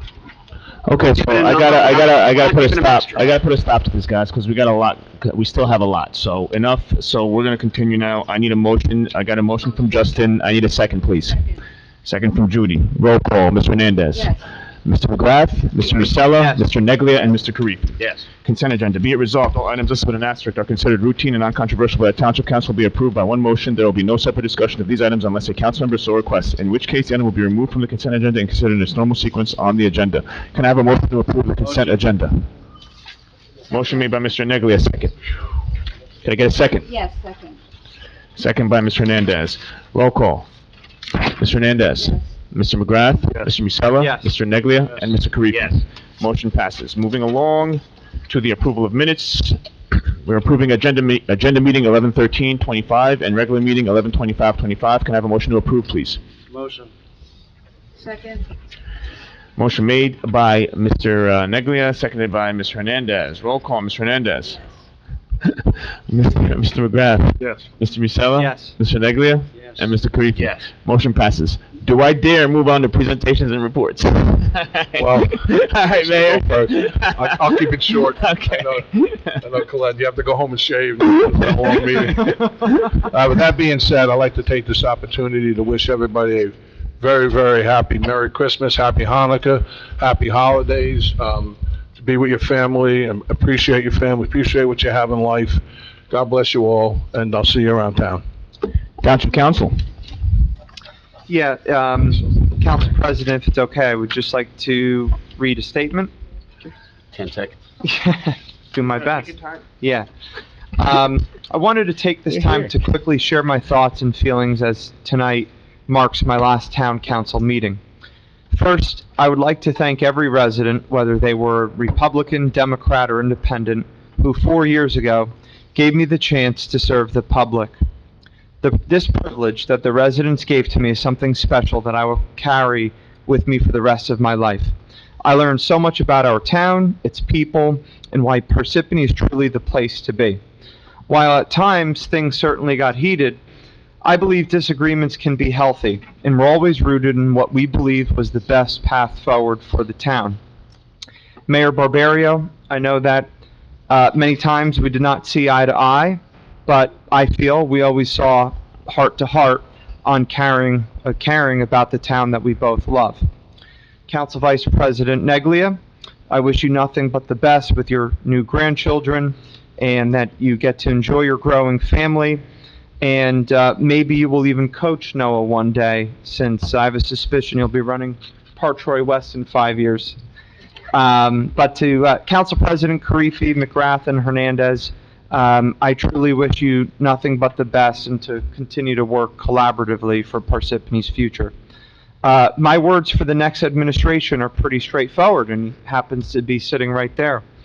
Make decisions that are in the best interests of the town and not the political ones that you'll be tempted to make on a daily basis.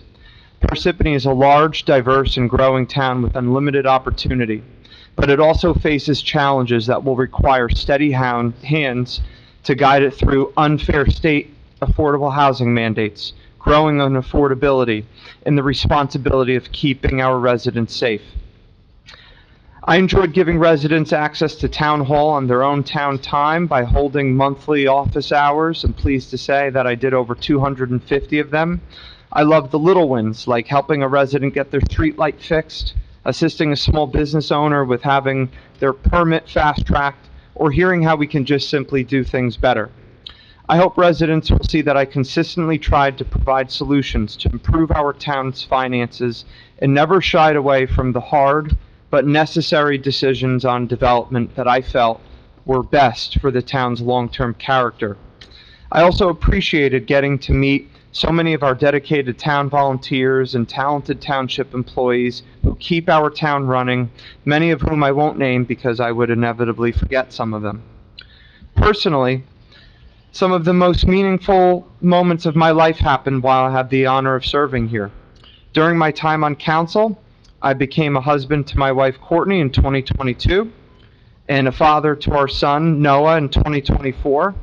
And because of that, Parsippany will always be woven into the most important chapters of my life. Beyond that, Courtney and I just don't live here, we're building our future. And we found a community we're proud to call home, and we look forward to raising our family in this town, surrounded by our neighbors and friends who care deeply about where they live and the people around them. The public doesn't often, and Councilman McGrath said that, the public doesn't often get to see the personal sacrifices that come with public service. The late nights, the interrupted dinners, all of the moments that you miss because duty calls. And I know that Courtney will be happy knowing that the date nights won't get postponed by last-minute constituent need or a town event. And I'm especially grateful that Noah will get to see more of me before he goes to sleep. But this is not goodbye. While my time on the dais is ending, my commitment to this town is not. I will continue to show up, to speak up, and to fight for the issues I believe in, because Parsippany is not just where I served, it's where my family's future is. In closing, I want to wish all of our residents, our dedicated township employees, and everyone here tonight a very happy, healthy, and hopeful 2026, and thank you again for allowing me to serve you.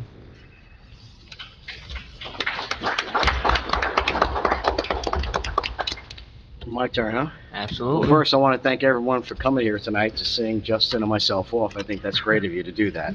That's really nice of everybody.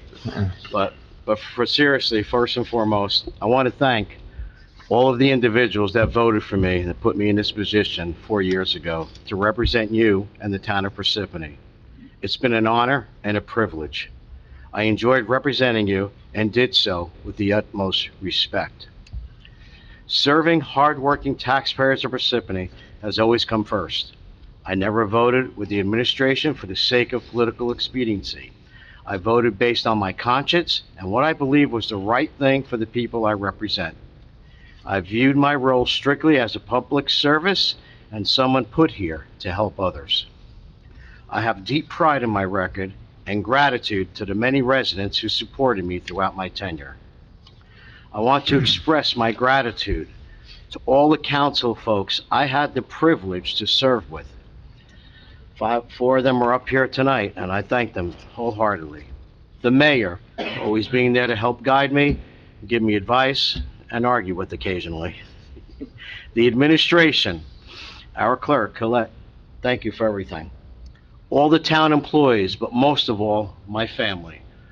Sitting in the audience, I missed many of my family events, serving the town, and I want to thank them for their understanding and their support. Those who know me know my history in the town and all I've been lucky to participate in the last 40 years, such as helping the special needs children of town and of the Challenger Leagues, running Little League programs, participating in any other events or programs I was able to in town, being on the Board of Education for 15 years, and all the other commitments I took part in. I did so and will continue to do so for one reason, because it's the right thing to do, and to give back to the town I love and called home since 1966. I've always lived my life this way and will continue to do so. I taught my children this, and I hope they teach their children as well. I was grateful for all the folks I met in my tenure as councilman, as well as all the events I was invited to and participated in. It was not only a privilege, but an honor and lots of fun. I thoroughly enjoyed meeting all the people of the town and being their guest at their events.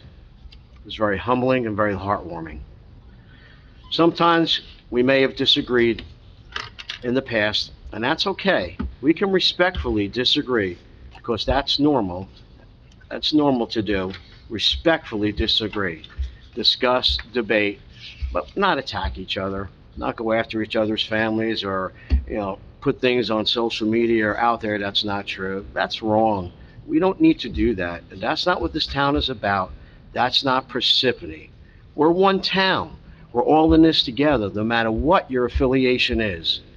We need to all get along and work together. That's the only way we're ever going to succeed. I leave this position knowing I had the privilege to represent you. I leave this position knowing I did everything in my power to do what I felt was the right thing to do in my heart and conscience. I always did my best to understand and to do my homework when it came to any subject. I want to thank the people of Parsippany for having faith in me. I want to wish the new people filling in these positions up here the best of luck to succeed, because your success means the town is succeeding. And please remember, when you do something, do it because it's the right thing to do, not because someone tells you you have to do it. You were elected to represent the town and the people of the town, not individuals who have agendas. Your vote is one of the most important things you have. Don't ever let anyone take that from you. Please always remember that you're now an elected official. When you get up here, you're held to a higher standard. Your job is to do the right thing for the people of Parsippany. What you feel in your heart and conscience will always be the right thing. I still plan on continuing to volunteer in town and do as much as I can to continue to help anyone. I do this as an honor and a privilege.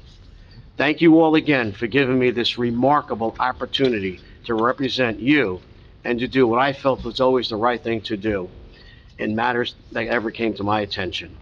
I want to wish you all a very Merry Christmas to you and your families, a Happy New Year, and a happy holiday season. Thank you, everyone.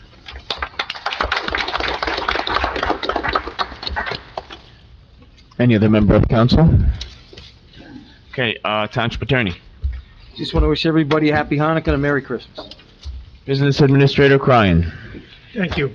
Thank you, Council President, members of council, Mayor. Just want to take a moment to sincerely thank Mayor Barbario and council members, Masella and Neglia, for their service to our community over the past 4 years. Public service is demanding work that often goes unseen, and your time, energy, and commitment to Parsippany, it's deeply appreciated. Regardless of the outcome of the recent election, your contributions, leadership, and willingness to serve have helped move this township forward. You each stepped up to do the hard work on behalf of our residents, and that dedication deserves recognition and respect. And I appreciate the opportunity to have served with you. You're leaving this town in a better place than when you started, so thank you for that. I just wanted, one of the, or two of the items on your agenda tonight, the PBA and SOA contracts, they're up for consideration. And thank you for considering it, and I hope you do pass it.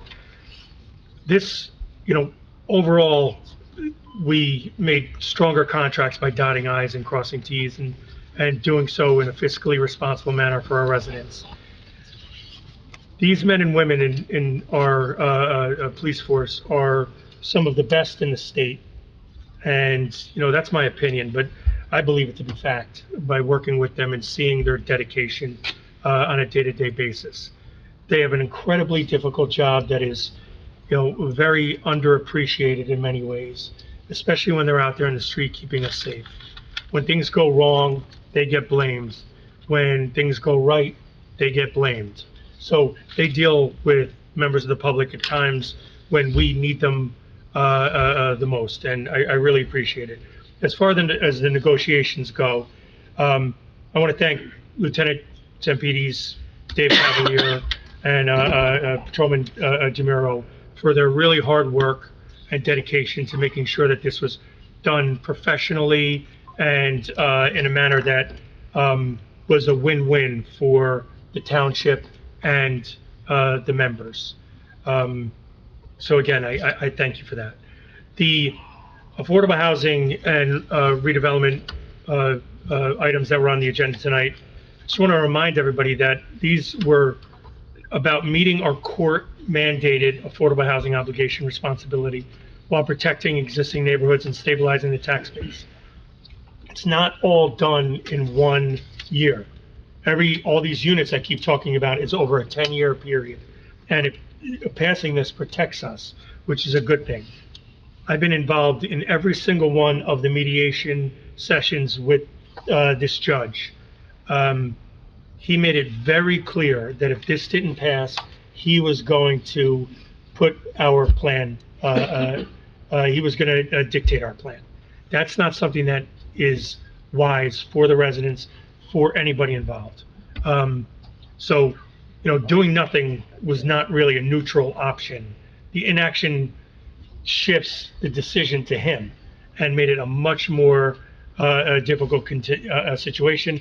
It reduced our control and increased financial risk to taxpayers. That's clear.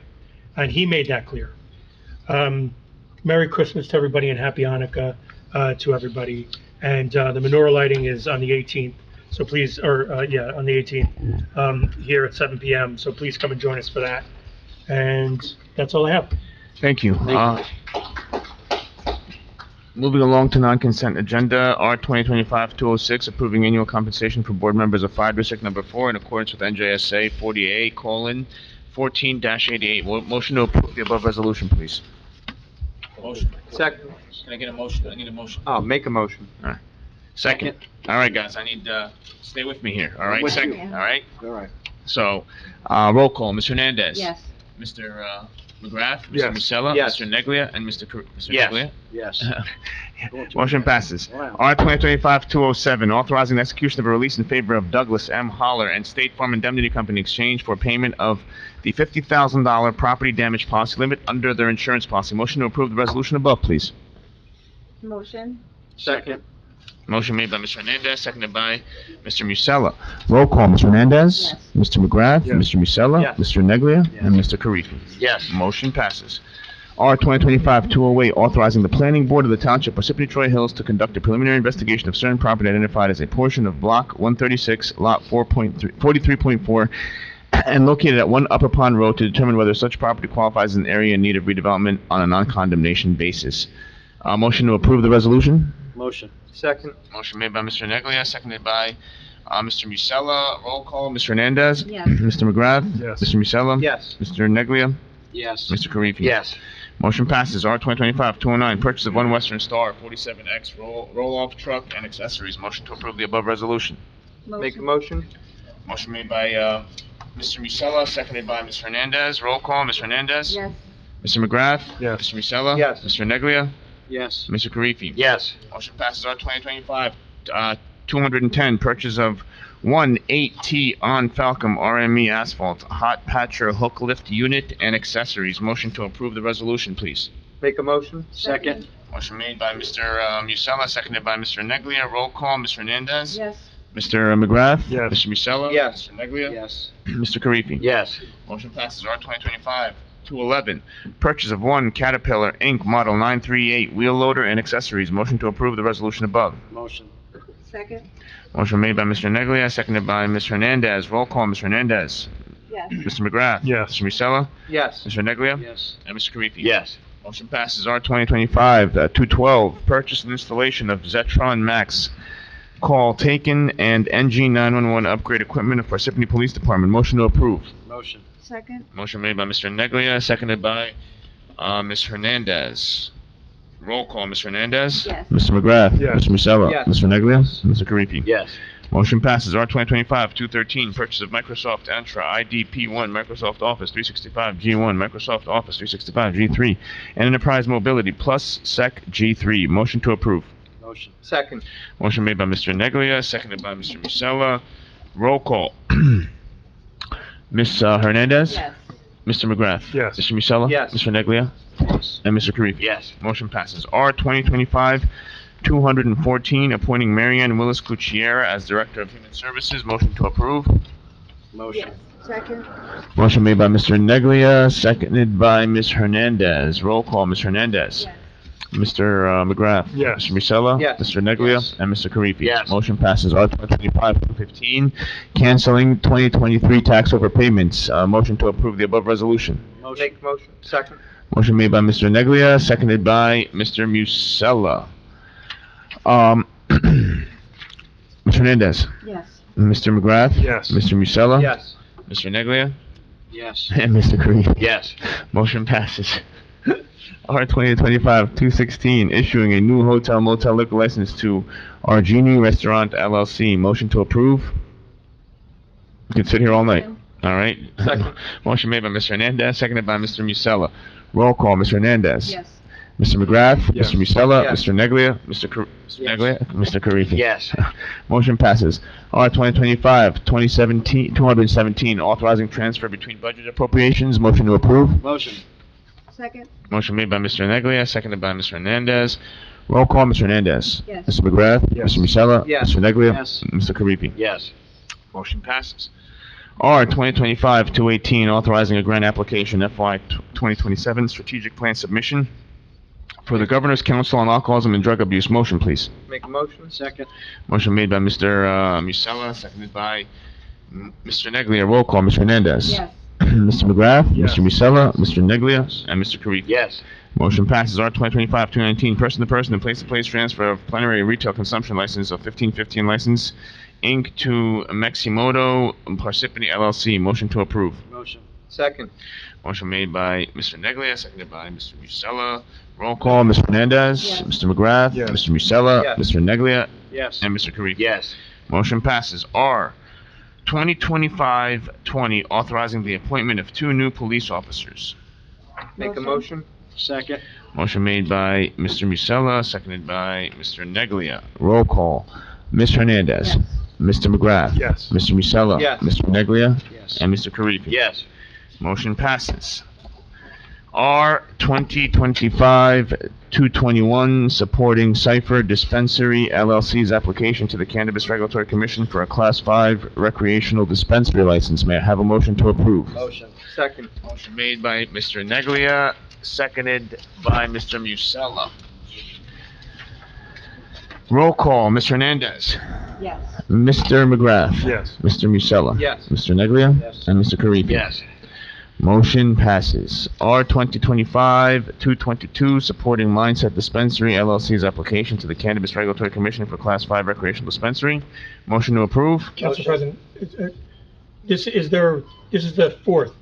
Correct. Isn't it 3 now, and they, These are the two. yeah, there's, the ordinance that just passed to expand it to 5. Is there a holding period? Is this allowed to be voted on now? Mr. Lavery? Yeah, no, I think it's affected me on that one. It's not a bond ordinance. It could Okay. be a 20, you know. Good. There's 2 on here, though. Yep. Okay. Motion to approve. Motion. Second? Second. Motion made by, Mr. Neglia, seconded by Mr. Hernandez. Roll call. Mr. Hernandez? That's Yes. 4. Yes. Mr. McGrath? Yes. Mr. Musella? Yes.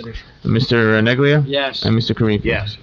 R 2025-223, authorizing the execution of a memorandum of agreement with the Parsippany PBA local number 130. This is what these guys have been waiting for this whole time. Hi, poor guys, man. Damn. Sorry, I didn't say on the Motion. record. Motion by Mr. Neglia, second. Second. Second by Ms. Hernandez. Roll call, Ms. Hernandez. Yes. Mr. McGrath. Yes. Mr. Musella. Yes. Mr. Neglia. Yes. And Mr. Karifi. Yes. R 2025-224, authorizing the execution of a memorandum of agreement with the Parsippany PBA, local number 131, Superior Officers Association. Motion to approve. Motion. Second. Motion made by Mr. Neglia, seconded by Mr. Hernandez. Roll call. Mr. Hernandez. Yes. Mr. McGrath. Yes. Mr. Musella. Yes. Mr. Neglia. Yes. And Mr. Karifi. Yes.